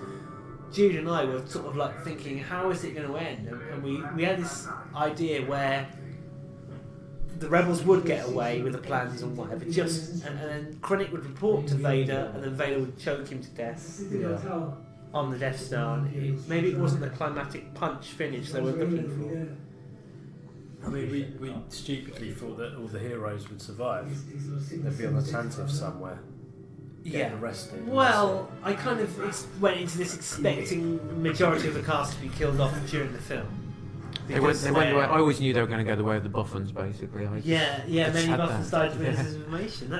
All these guys, they all know that they're on their way to the death. Maybe that could be the. I don't like the guy from from what happened between Jedi and Empire. The guy from Rizzle Kicks is in this. Yeah, is it the guy from Rizzle Kicks? I remember Look, I'll show you. I know which one you mean, but I thought, God, it's just like breaking the fourth wall and choking me a little bit. It's kind of like there he is. There he is. It's kind of like Harry Styles in that Dunkirk film. I'm not interested in it then. But you know what? If you the earlier scene where she talks about rebellions are built on hope, there's a lot of actors in that scene that you think, I'm sure I've seen you in something else. Weren't you in Peep Show? Or weren't you in this? Or weren't you in that? Well, it's a heavily the cast in this one are heavily British, aren't they? I mean, there's loads of sort of lesser known faces off the small screen. And Star Wars is one of those sort of franchises, if that's what we call it, that where there are people like, I don't care what I am, just put me in it. I'll do anything. I'd be a stormtrooper. Yeah. I don't even want to. Oh man, I'd be well happy just to do something in one of the uniforms at some point. Great. We should campaign. We should try and get in one of the Star Wars films, Jude. Oh, you can. Chapman sent me a link on Facebook the other day where you can audition to be a stormtrooper in episode 9. I don't want to be a stormtrooper. We want to be unmasked. You and me walking past in uniforms. With Star Wars t-shirts. Little cameo. Yeah, little cameo. Star Wars. I want to say the line, I don't like your face. we could actually claim that we are in the film and no one would actually know any different. No, exactly. We're in Rogue One. It's just a bit. What I love about this bit is, we know that it was shot on location in the Maldives, but some of it was. The other half was. No, where? North London. Really?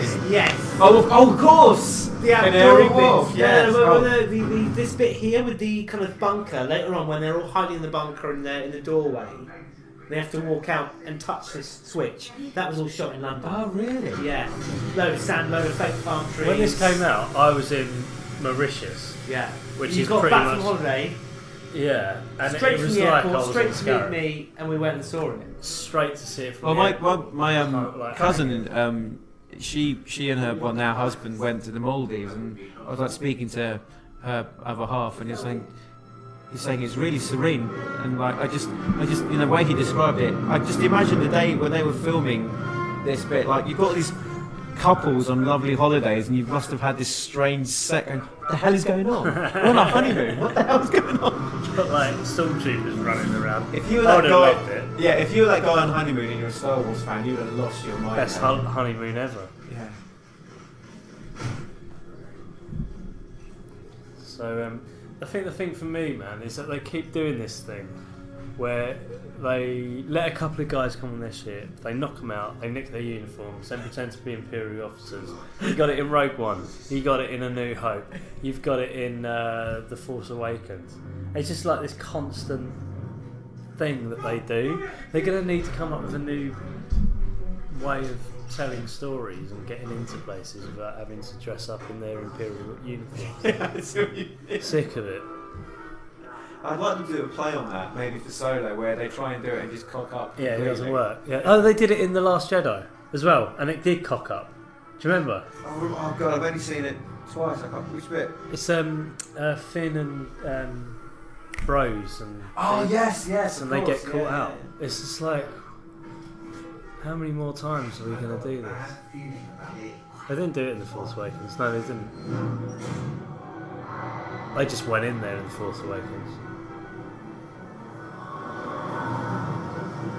This is Saving Private Ryan, but with blasters. Yeah.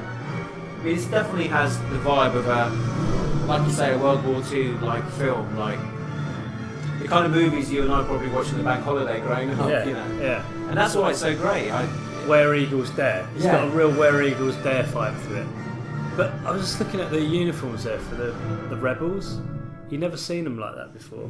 It's like proper. It does feel like World War II Marine uniforms. Do you know what I mean? Even the helmets. So this is the Canary Wharf tube station bit, isn't it? Yeah. Yes. Coming up.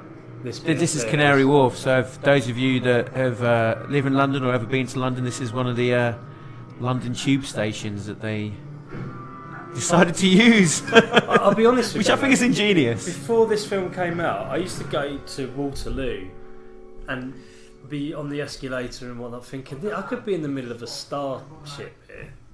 Yeah, well, that's true. Yeah. It was. So yeah, if you ever visit the beautiful city of London, get yourself to Canary Wharf tube station. It's on a Jubilee line, and you can then tell people you walked amongst the set of a Star Wars film. Yeah. I mean, if you know it, it does look. It's so obvious. Yeah, it's obvious when you mention. Obvious. Yeah. But if you are not familiar with that, if you haven't stood there every day and trying to get to and from work, then it's. Well, when John sent me some stills, it's like, oh my god, how did I not notice this sooner? Yeah. It's just little glass walls. They did a great job of dressing it. They did it all in one night. Wow. Went in there, did the scenes, and then left.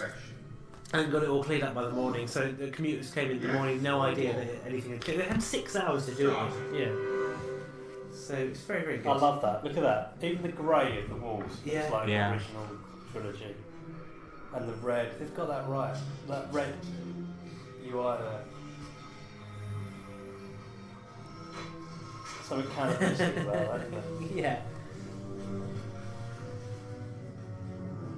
Yeah, this is the North London bit, I think. I just get the feeling, going back to our conversation, Gareth, you must have just watched, Gareth Edwards must have just watched, like, Bridge Over the River Kwai, like, just loads of those movies. Yeah. Well, the old, like, Alec Guinness. Dam Busters type films.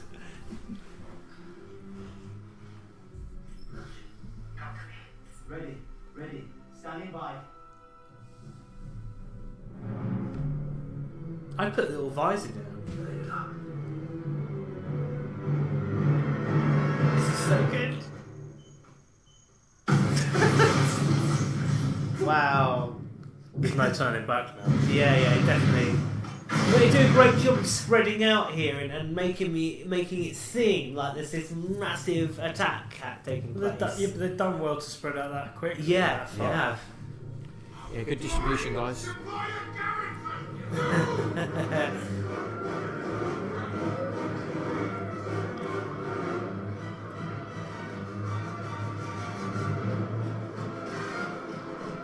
They're following the little masquerade, are they? Oh, they're not. Okay, I sort of misremembered that they were. This is it. This is Canary Wharf. Canary Wharf.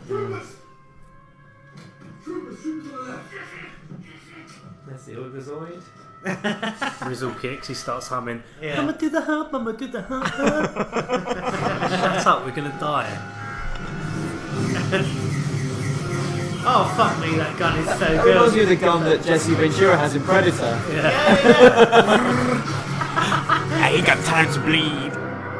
He got time to bleed. Yeah, fucking great film.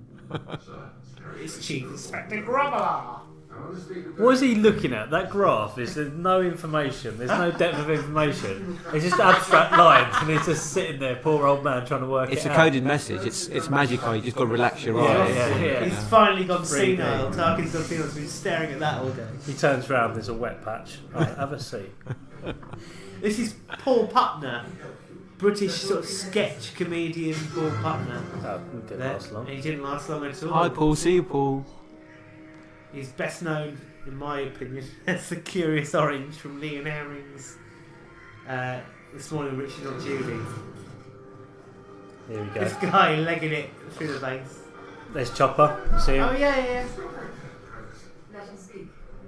It's one of those guys with those little airport tram things. I need to speak with Admiral Radisson. He's returned to his ship. He's going to fight.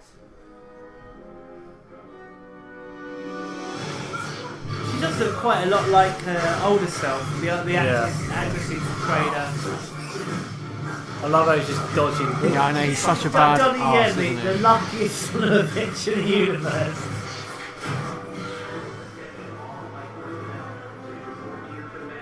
Do you think Biggs is there? Well, apparently not, because I don't know. They could have used some footage of him, but do you think he would be right? Because They go into Scarif. Wasn't he Tatooine at this point? He goes and visits Luke. Good point.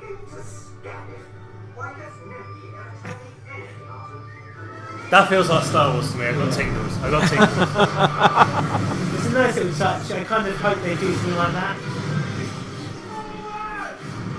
R2 and 3PO together, because in the new sequel trilogies they're always separate. Yeah. There's no relationship with them anymore. They are the Bert and Ernie of this universe, aren't they? Yeah.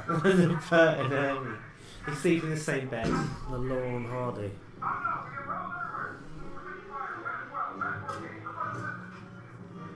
This is Pad 2. I spot 40 rebels heading west on Pad 2. You're on there, bring down my rebels on Pad 5. Yeah, we're in proper kind of.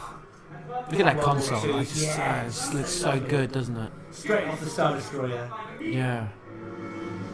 George, why didn't you do this with the prequels? Come on. See, George Lucas visited this set, and he looked around and saw it all. He was very impressed with what he saw. But you know, his criticism was, What? why are you building all these? You don't need to build it. You can do it on CGI now. It's No, like you George. don't fucking understand the fucking thing. You've not learned anything, George. It's just so ignorant. But he was really delighted by this film. George Lucas was really happy with it. This is great because he's heard the walkers coming and no one else has even clocked them. I'm beginning to get melancholy already. I'm beginning to get melancholy. Those things are They're proper weak, those bad. walkers, though, aren't they? Yeah, They're like a Mark 1. Shooting the leg and it's like folding in two. Well, it's great they can run alongside them here. You couldn't do that in the modern film. You can see how quick they are. Here we go, Oh straight into God, battle. yeah. Here we go. You've got the ghost coming here as well. There is the ghost down there. You've got some of those Mon Calamari looking at the wrong screen and then spotting the screen again. Yeah. Well, they shot those Mon Calamari scenes in Jedi again, but with humans pointing at screens. Oh, right, yeah. In case it didn't work, they were going to replace all the puppets. This is a brilliant. This might be my favourite space battle. It's between this and the Jedi one for me. The end of Jedi with all that wonderful model work. For me, it's the tracking shots. It's It's this these bits coming up. He's the comedian as well. That guy there, Green Leader. Right. It's shots from the 70s that they bring back. There's a lot. There's Geraldine James as one of the X-Wing pilots as well. She's penetrating. a well-known British actress, relatively well-known. Hit it up! One of them gets to drink now. Fail! Boom. But it's the way that it doesn't explode, it just falls a bit. So it's like the pilot obviously rolls out or something. He's just sitting there going, someone pick me up, please. Floating out from space. Like Eva. What? They're fighting on the beach. They've locked down the base. They've closed the shield gate. What does that mean? We're stuck. We trapped? We could transmit the plans to the rebel fleet. We have to get a signal out to tell them it's coming. It's the size of the data files, that's the problem. They'll never get through. Someone So again, if the rebels didn't bother turning up, they could have escaped.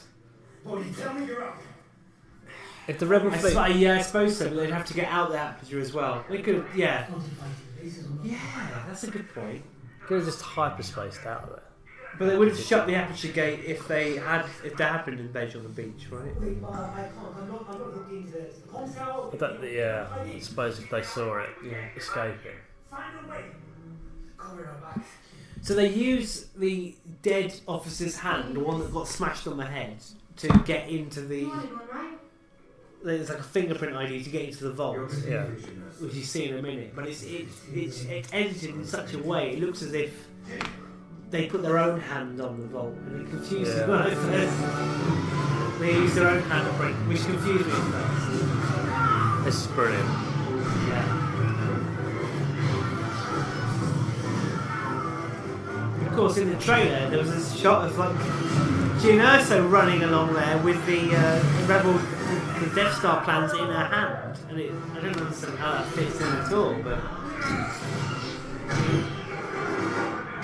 But see, this is when you realise I'm not George Lucas bashing because he's amazing, but he wasn't the best director in the world, was he? Like, he's not a very good character director. But just like some of these tracking shots, the way the camera moves, it's just amazing. I love his laugh. His laugh's brilliant. But you're right, yeah, the tracking shots are amazing. They sort of kept actors and ships very far apart. You never saw like a camera would never shoot an actor and then pan up and then you see ships flying past. It was all done very separately in the original films. For that, we have to get to the communications tower. Now, I can patch us in over here, the landing pad. But you have to get an elevator. Get one of the guys out here to find. He's got weird hair, hasn't he? It's not, he's got kind of long hair and a weird ponytail. But it's a bit undercut. Look at the state of that. I'm thinking of copying him. He'd look good with that. He would. Keep trying. Engage those Star Destroyers and then start. Feels very Star Trek, that. In what way? That bridge. That bridge, very clean and very minimal. Yeah, just glowing. Well, modern Star Trek. Yeah. This is fucking fantastic. The way Look at that, yeah, this is great, isn't it? Scaffolding. Oh! That's Star Wars, man. Yeah. That really got me excited. And it just looked about the trailer. quick segue into the. Yeah. I mean, that's just great. And there's very few kind of space monkey scenes. That's like something out of Full Metal Jacket as well. This is great. It does, yeah. Well, Apocalypse Now, and they just arriving on the beach. Yeah. I'm disappointed that he fly through the belly of those things. So here we go. So this is where we get that little Easter egg and link into The Last Jedi. Here? Yeah. I can locate the tape, but you'll need to use Is it a code name? It's a code name. But it's basically, what she call it, like hyperspace tracking system or something. Right, okay, I'll listen up. I want to keep talking, but I want to listen as well. It's when she's going through the list. So I think this is a cool idea, the way that this information is so huge that you need these kind of robotic arms to extract it from an archive. It's not kept in a computer that you can access. It's super secure. It's like a vault. The rebels, they went over there. There's one. Okay.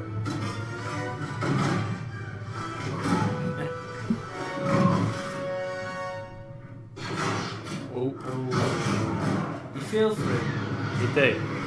But I'm sure the list she reads out, those code names will come up in other standalone films or other films further on down the line. Here we go, 1970s footage right there. Repurposed, deleted scenes. Yeah.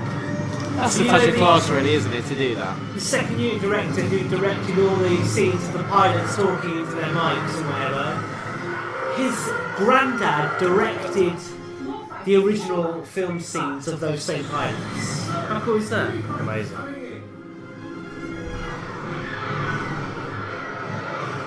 It took a long time for those fighters to be deployed. 5 bloody minutes ago. Yeah.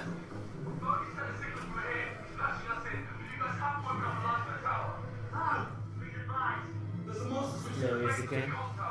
Rapping. What are we looking for? What does it look like? The master switch. And it's cool seeing X-Wings in like a atmosphere environment as well. Yeah. You don't really see that apart from maybe the Takodana stuff, The Force Awakens.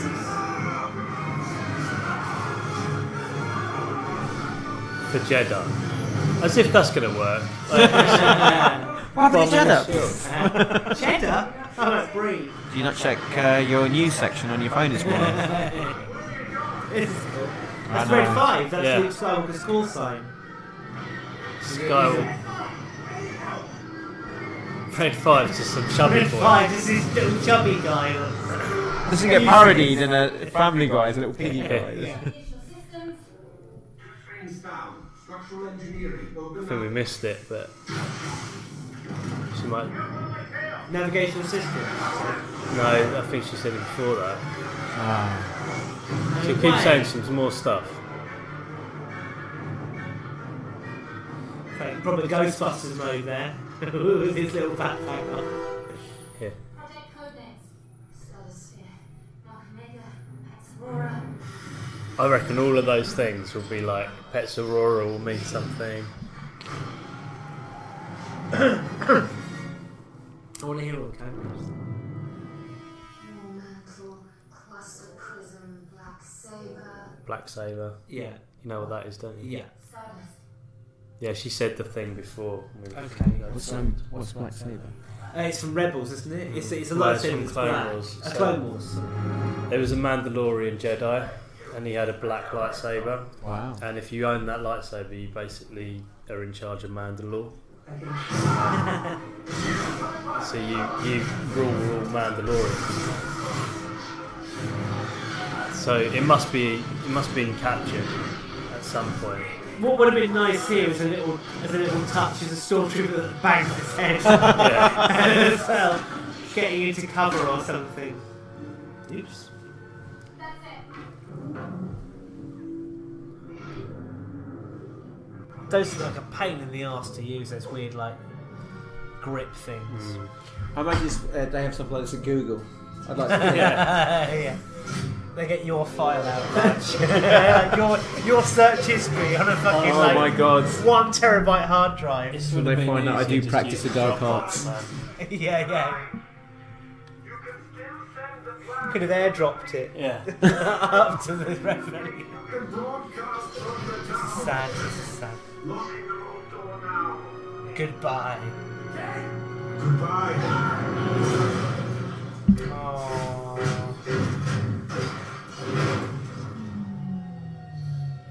We served his purpose, you know? Well, he's not real, so it doesn't matter. It's not a life. We can get over that. But I think. Stone Cold Boy Have you Jude. seen the new Blade Runner? They do that kind of thing in that where you know, where have you seen Blade Runner I haven't 2049? seen it yet. So I can't talk about it if he hasn't seen it. But they talk about that whole they bring that into the conscious, don't they? The whole artificial life and how important it is to you personally and its value when it's dead and stuff. I can plug in. They have to hit that gate. If the chutes open, we can tell the plants. It does feel like they kind of fabricated the ending of this, belted it on like here. Do you reckon? Well, transmit the plans. Where from? Like, so from the top of the bloody tower. You got to go up to the top and you've got to walk all the way out onto this catwalk and pull a big lever It's down. convenient for the story. Yeah, in retrospect, you're right. I think at the time I was catching my breath still during the action. There's another great shot here when the Death Troopers like land. They're just again. I think I've just got a hard on the Death Troopers. Sorry, guys. Oh, I know. But that's a great scene. Yeah, It brings what you a back great into shot. action. Yeah, brings just- you straight down. You're in the middle of another battle. I don't like those TIE fighters. It feels like another ship for the sake of another ship. What TIE fighters? Those like weird little wing things. They look like bats. Oh, look at this. These? This is the one I love. They just. Oh, sorry, the TIE Strikers. Yeah, the one, those- yeah. Okay. I so want to be a Death Trooper in another life. Too small, mate. I know. Not 6 foot. Maybe we could break my Don't legs. call you on Little just- Raj for nothing. Well, not everything's Big little. Raj could be a Death Trooper. You could be a Stormtrooper. I'll settle for that.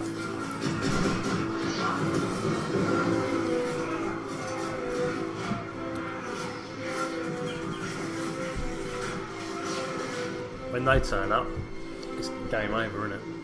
It is, man. I think is this where you hear the Willem scream, or am I making? No, that was earlier. That was when we were on the. That was when we were on the Yeah, I know. Edu. Right. I think you briefly hear one cut off there. This is. I'm frightened of heights, so this would be like. I'd be sweating. My hands would be sweating here, personally. Melchi, come in, please. Melchi? Melchi. Melchi. Blackadder. Blackadder, thank you. General Melchi. So this bit was definitely filmed in North London. Oh God.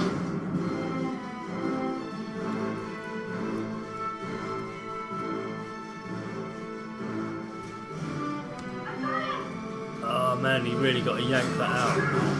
That's what she said. Wait. I love how it looks just like an old hard drive that's been pulled out of an old PC. Nice bulky old-fashioned tech.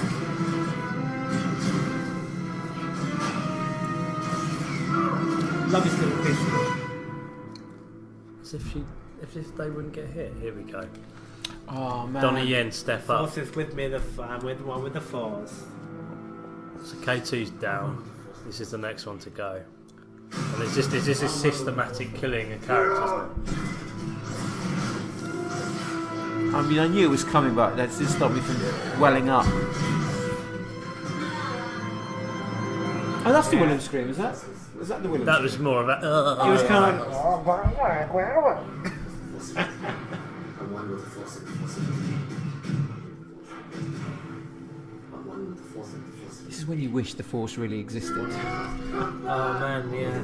To be able to do this, like to just blindly walk out there, no pun intended. Ah, what a hero! Look at the interface design. That red and white line screen. Yeah. Ah.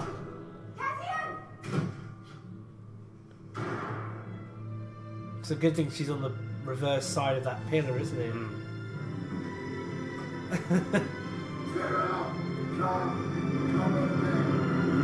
It's funny how she gets there before him and he's taking the lift. This is where I was thinking me and Big Raj. Oh, if you knew Big Raj, you'd be in tears as well, listeners. Imagine losing your best friend. He's only like a centimetre bigger than you as well. Counts in the pants department. I'm one with the force. The force is with me. I'm one with the force. The force is with me. And I'm one with the force. Was he doing that to amuse him? No, I think he genuinely believes it at this point. Yeah, because he starts to sort of say it, doesn't he, as he's taking people out. Imagine, like, seeing your best friend die. That would be horrible. Yeah.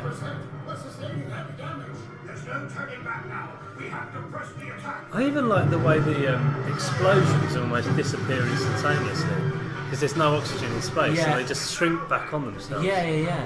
You see that? Yeah, Yeah. I do. The Y-Wings just staples, aren't they? Oh, this is that great bit where they push the So the shanty. hammerhead. Yeah, so this is a ship that is in Rebels, and they've brought that back in from the TV. You can hear me. Is everybody out there? This is Rogue One coming over. This is Admiral Redis, Rogue One. We hear you. Why is he looking down there? Here I am. Hello. Hello. So you can see him. It's like, where are you? You have to take down the shield gate. The only way to get in the truth. Call up a hammerhead corvette. I have an idea. A hammerhead corvette. Oh. Orgazoid. Down. Oh, fuck it. He's game over. Oh, what a horrible way to go. I would have had some of that. I would have run towards it and tried my luck and thrown it off. Got to think on your feet. I think you just freeze up with fear, No, I like, and wouldn't. realisation that you're about to die. That, before ladies you and gentlemen, from a man who, within the last week, fell into a puddle. Yeah. I got up straight away and carried on like nothing had happened. So you react to these things. Yeah, okay. No, one with the force. Why don't you just machine gun it? Yeah. Ooh, it's taking shots now. There you go. You don't want to be a fucking death trooper now, do you, Little Raj? I still want to be a Death Trooper. Getting shot. They're quite svelte looking as well. I Yeah, think, they are. That'll do. Oh, there we go. They remind me a bit of the the red guys from Flash Gordon. Oh, right. Around and go, Well, not so dumb though. yeah, not so dumb and silly. Oh, that's convenient as well. Some sort of blade slicing. Can we design that blade That's slicing very Lucas thing? Spielberg, isn't it? That's why I love totally. it. Have you designed that air conditioning unit? Yes, we've made it about go. this big. Big enough for a person to crawl in. Hammerhead action.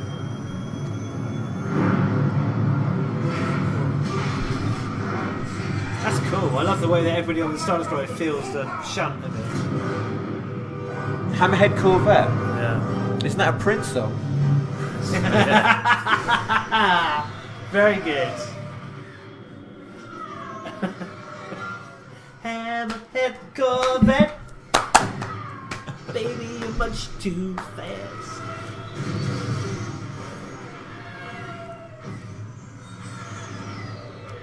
And this was that famous scene where the TIE fighter comes up in the trailer and we sat there in the cinema and nothing happened. Yeah. And we were like, what the fuck, where's the TIE fighter gone?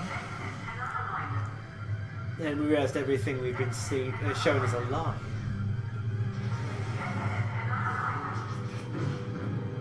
So you got to go all the way over there just to make the fucking antennas straight. You couldn't do that from the middle. Mate, that's the drama.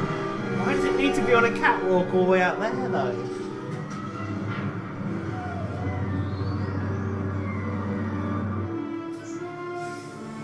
It's taken me a while to get up there, isn't it? It's only just started going up as well. You went for a shit. It's I'm going to deal with that Barman first. This is great. Cuts the other one in half.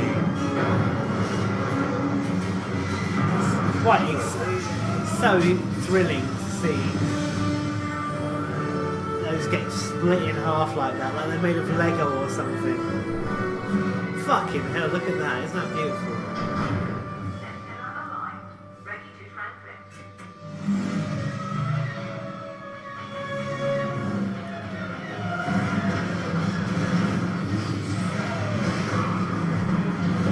But to be fair, she still gets taken out by a TIE fighter. She does indeed. Oh, this is ridiculous. All the barriers they have to get over to just press the button. I love later on when the Death Star turns up, you see the blade of green in his eyes, you see the laser and the reflection in his eyes.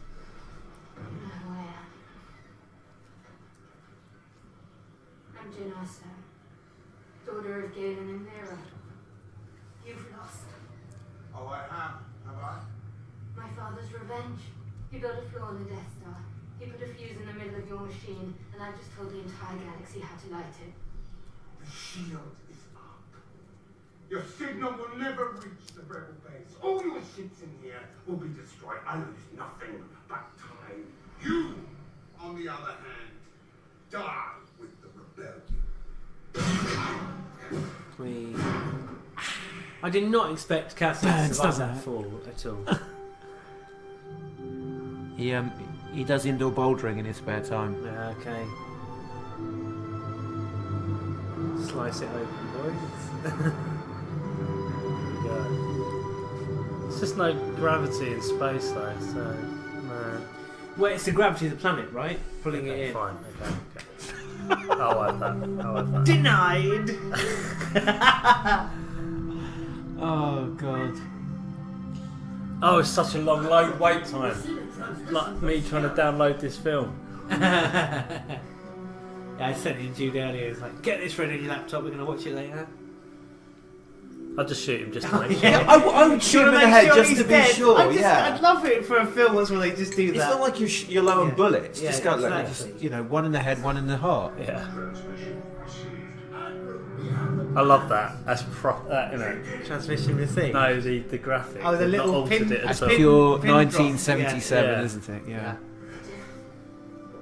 At least they understood how to do that. They should just quickly get married. At all. They got it completely wrong. Here we go. Vader's on his way. A big cock just appeared. A massive object. Yeah. And I So love how you we see also it come the out. Death Star can travel through There hyperspace. you go, you learned something in this film. Target the base of Scarif. Single reactor ignition. Yes, sir. You may fire when ready. You may fire when... I'm glad these two don't have like a romantic sort of. It's. I think it would have. For me, it would have ruined. I it. thought they think kiss in the lift on the way down, don't they? No, They look they at each other. They They just just look look at at each each other. other. Okay, maybe I imagined that then. If we were Kind of- going to survive, well, you know, Well, dream a this is dream. the thing because, obviously, first and second time I watched it, I was like, yeah, it's really great. Yeah. But if I was in his situation, I would definitely say, look, we're gonna die. I remember all these memes saying, You may fire when... "Yeah, Jen, I'm a virgin," and just on the beach, she like Yeah. looks at her a certain way. Can you do any voices? Are you good at voices? You're a voice actor. No. Oh man, we need someone that can do... Because we're writing a script for the prequels here. Oh yeah, we'll get him involved. Well, Raj can I'll play try and do Jedi. a voice for you, but Good We'll shot. rewrite those prequels, man. There we go. Look at that. They're witnessing this thing now. Rogue One, may the Force be with you. General Rallis. His ship's in... Here we go. This bit's great when they all jump to. They're about to go to the And do you know what? Like, And one of them goes bump. what comes next was Oh! just a massive bonus for me. Yeah. I just did not see this No, coming. never did I. Mate, look at the state of him. Vader's eyes all red. Yeah, I know. I love it. I love how they've done the old school. Yeah. I remember just sitting in that cinema next to you, Me and squeezing you're squeezing my leg, going, you know what's coming. You knew already. Because I was No, on I'd seen it the holiday. night before. Oh, I'd right. seen it like Oh, a day okay. before. Jude was meant to come with me to that showing, but he Was on holiday. was on holiday. So I'm sitting there like, oh, what's going on? What's going on? And then, I would have. If I was in his situation, I would have kissed her. yeah, Oh yeah. oh, the handhold. You know, if I'm not gonna lie to you, John, if you and I were in that situation, I'd kiss you. Kiss you. to be Yeah, it's quite not as honest. if there's going to be any ramifications I from want- us kissing. So Just run your fingers I through his want to long go. hair. I want to Oh, go it's down nice. loved. yeah, your silky long Prepare a hair. boarding party. Get the balloons ready. Darth Vader wants a boarding party. Yay! Party time. I would probably Just gets a whisper. load of ball games out. I'd probably whisper into your ear. Something large is emerging from hyperspace. I thought it was your gun, Cassian, sticking in my hip. Yeah, I mean, ladies and gents, it is a sad moment in the film, but But it's about to get fucking great. It's the best Yeah. 5 minutes of the film. yeah. Well, it's not even that. It's like 1 minute, isn't it? It feels like Well, 10. I love it. All the way to Yeah. Leia. Prepare to feel like a child again. That's what. Yeah. Well, you never got to see this as a kid, did you? All of that information transferred to that tiny little disc. You went to the Comic Con where you saw the guy, and his only fame thing for fame was He shouted. "Launch!" Yeah. Here we go. This deserves absolute quiet. Vader. Footsteps. Oh man, I remember just wetting myself. It's so good. Just sick. Pure. The man next to you is like Maniac. crying and gasping and The best villain of all time just Yeah, came to his yeah, own. yeah. He is the best. he's so pantomime. It's great. Darth Vader was back, wasn't he? Yeah. In this. You can Totally. write off Revenge of the Sith. Oh Yeah, that definitely. doesn't count. This was just. Take it. Even he gets killed. The guy at the door. Redemption He is That's trips it. up. He trips up. Claim to fame. Wasn't that Gareth Edwards that pulls the launch trigger? I'm not sure. Oh, Vader in this. space. That's like something out of a comic book, isn't it? Yes, it is. so good, so good. See you later, Tantive. So 3PO's on there, R2's on there, Leia's on there. Secure the airlock. Prepare the escape pods. I couldn't believe this bit, I'll be honest. This was like an extra cherry on top of the cherry.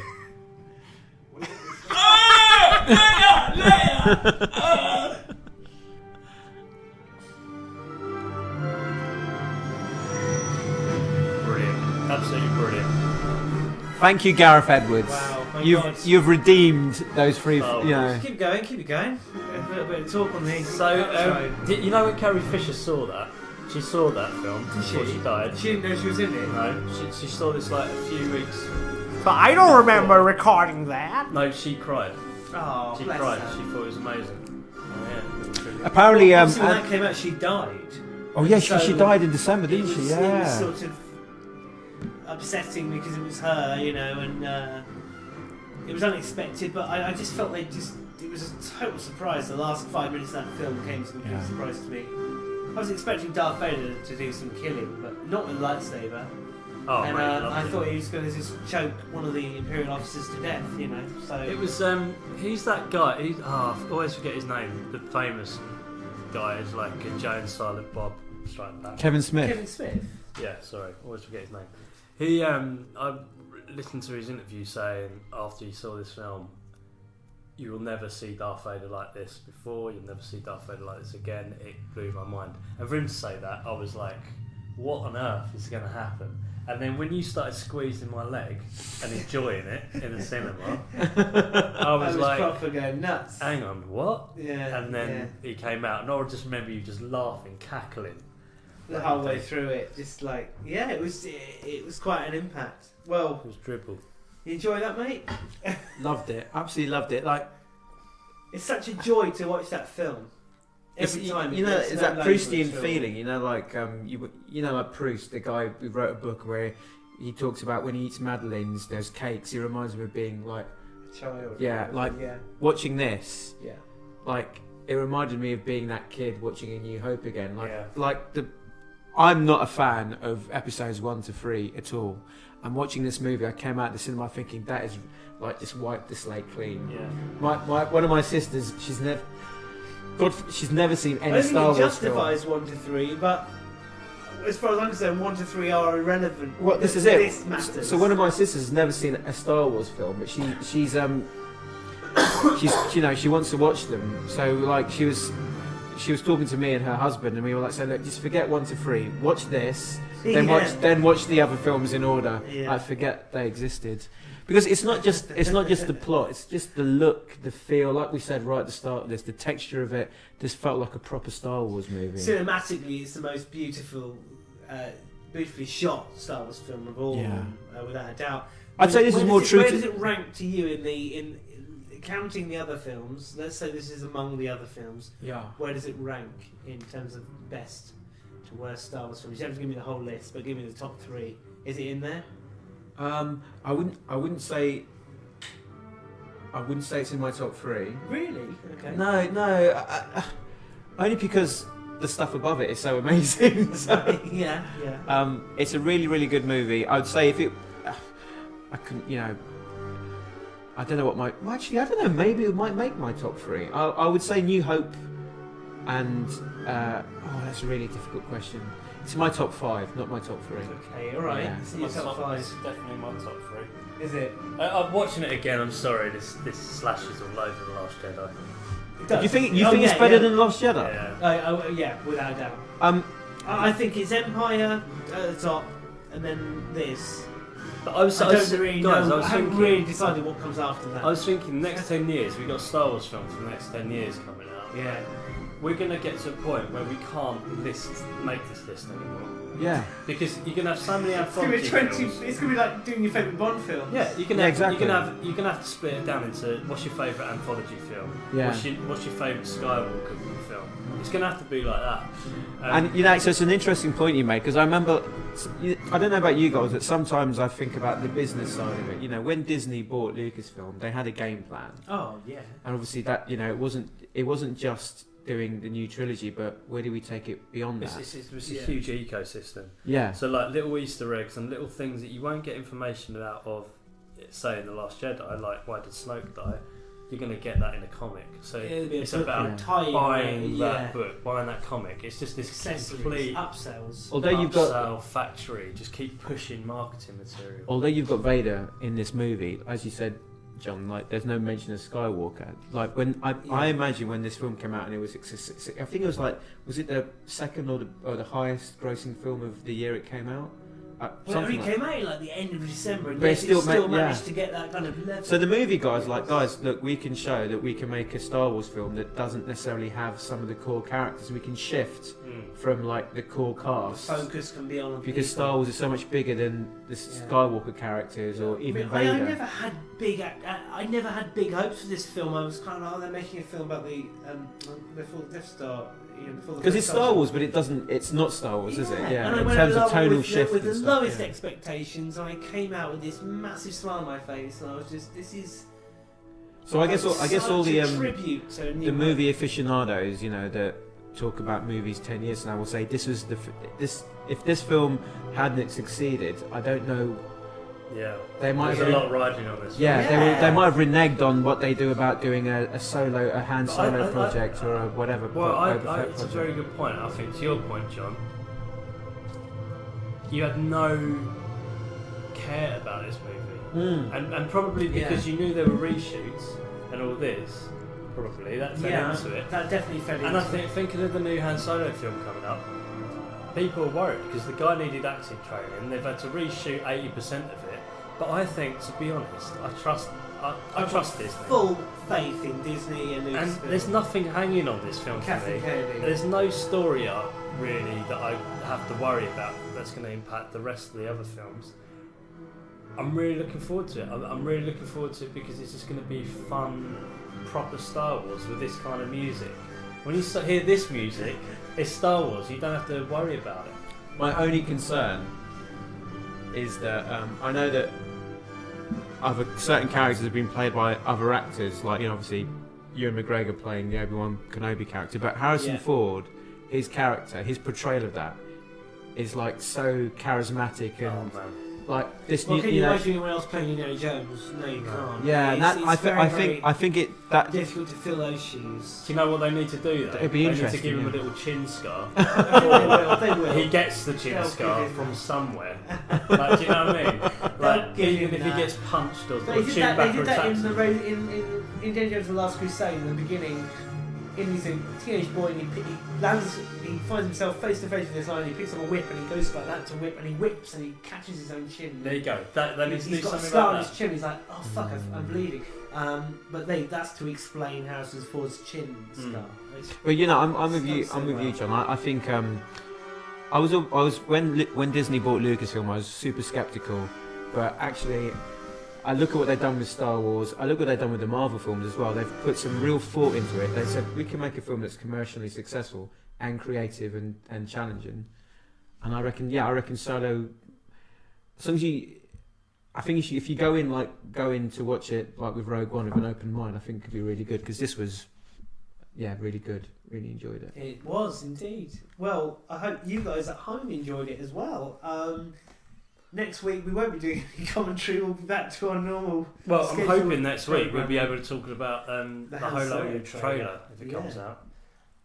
Holo? Is that what we're going to call Holo. it? New nickname? That's next week's podcast. That's what they call Han on the streets, don't they? Hey, Holo. Has it got any Holo on you? Okay, cool. Well, thanks very much for joining us. Please like and subscribe. And if you're on iTunes, go and leave us a review. They really matter. And tell your mates. The competition winner. We will be. We'll do that next week. Yeah. Because I don't know if we have to check the person's happy with them revealing their name. Well, they don't win then. These days, you've got to be so careful. Right, let's go. I'm packing up. Right, we're off. See ya. Cheers, guys. Next week. I've been John Gantini. And I've been Raj Rajendran. And may the force be with you. Bye. Bye.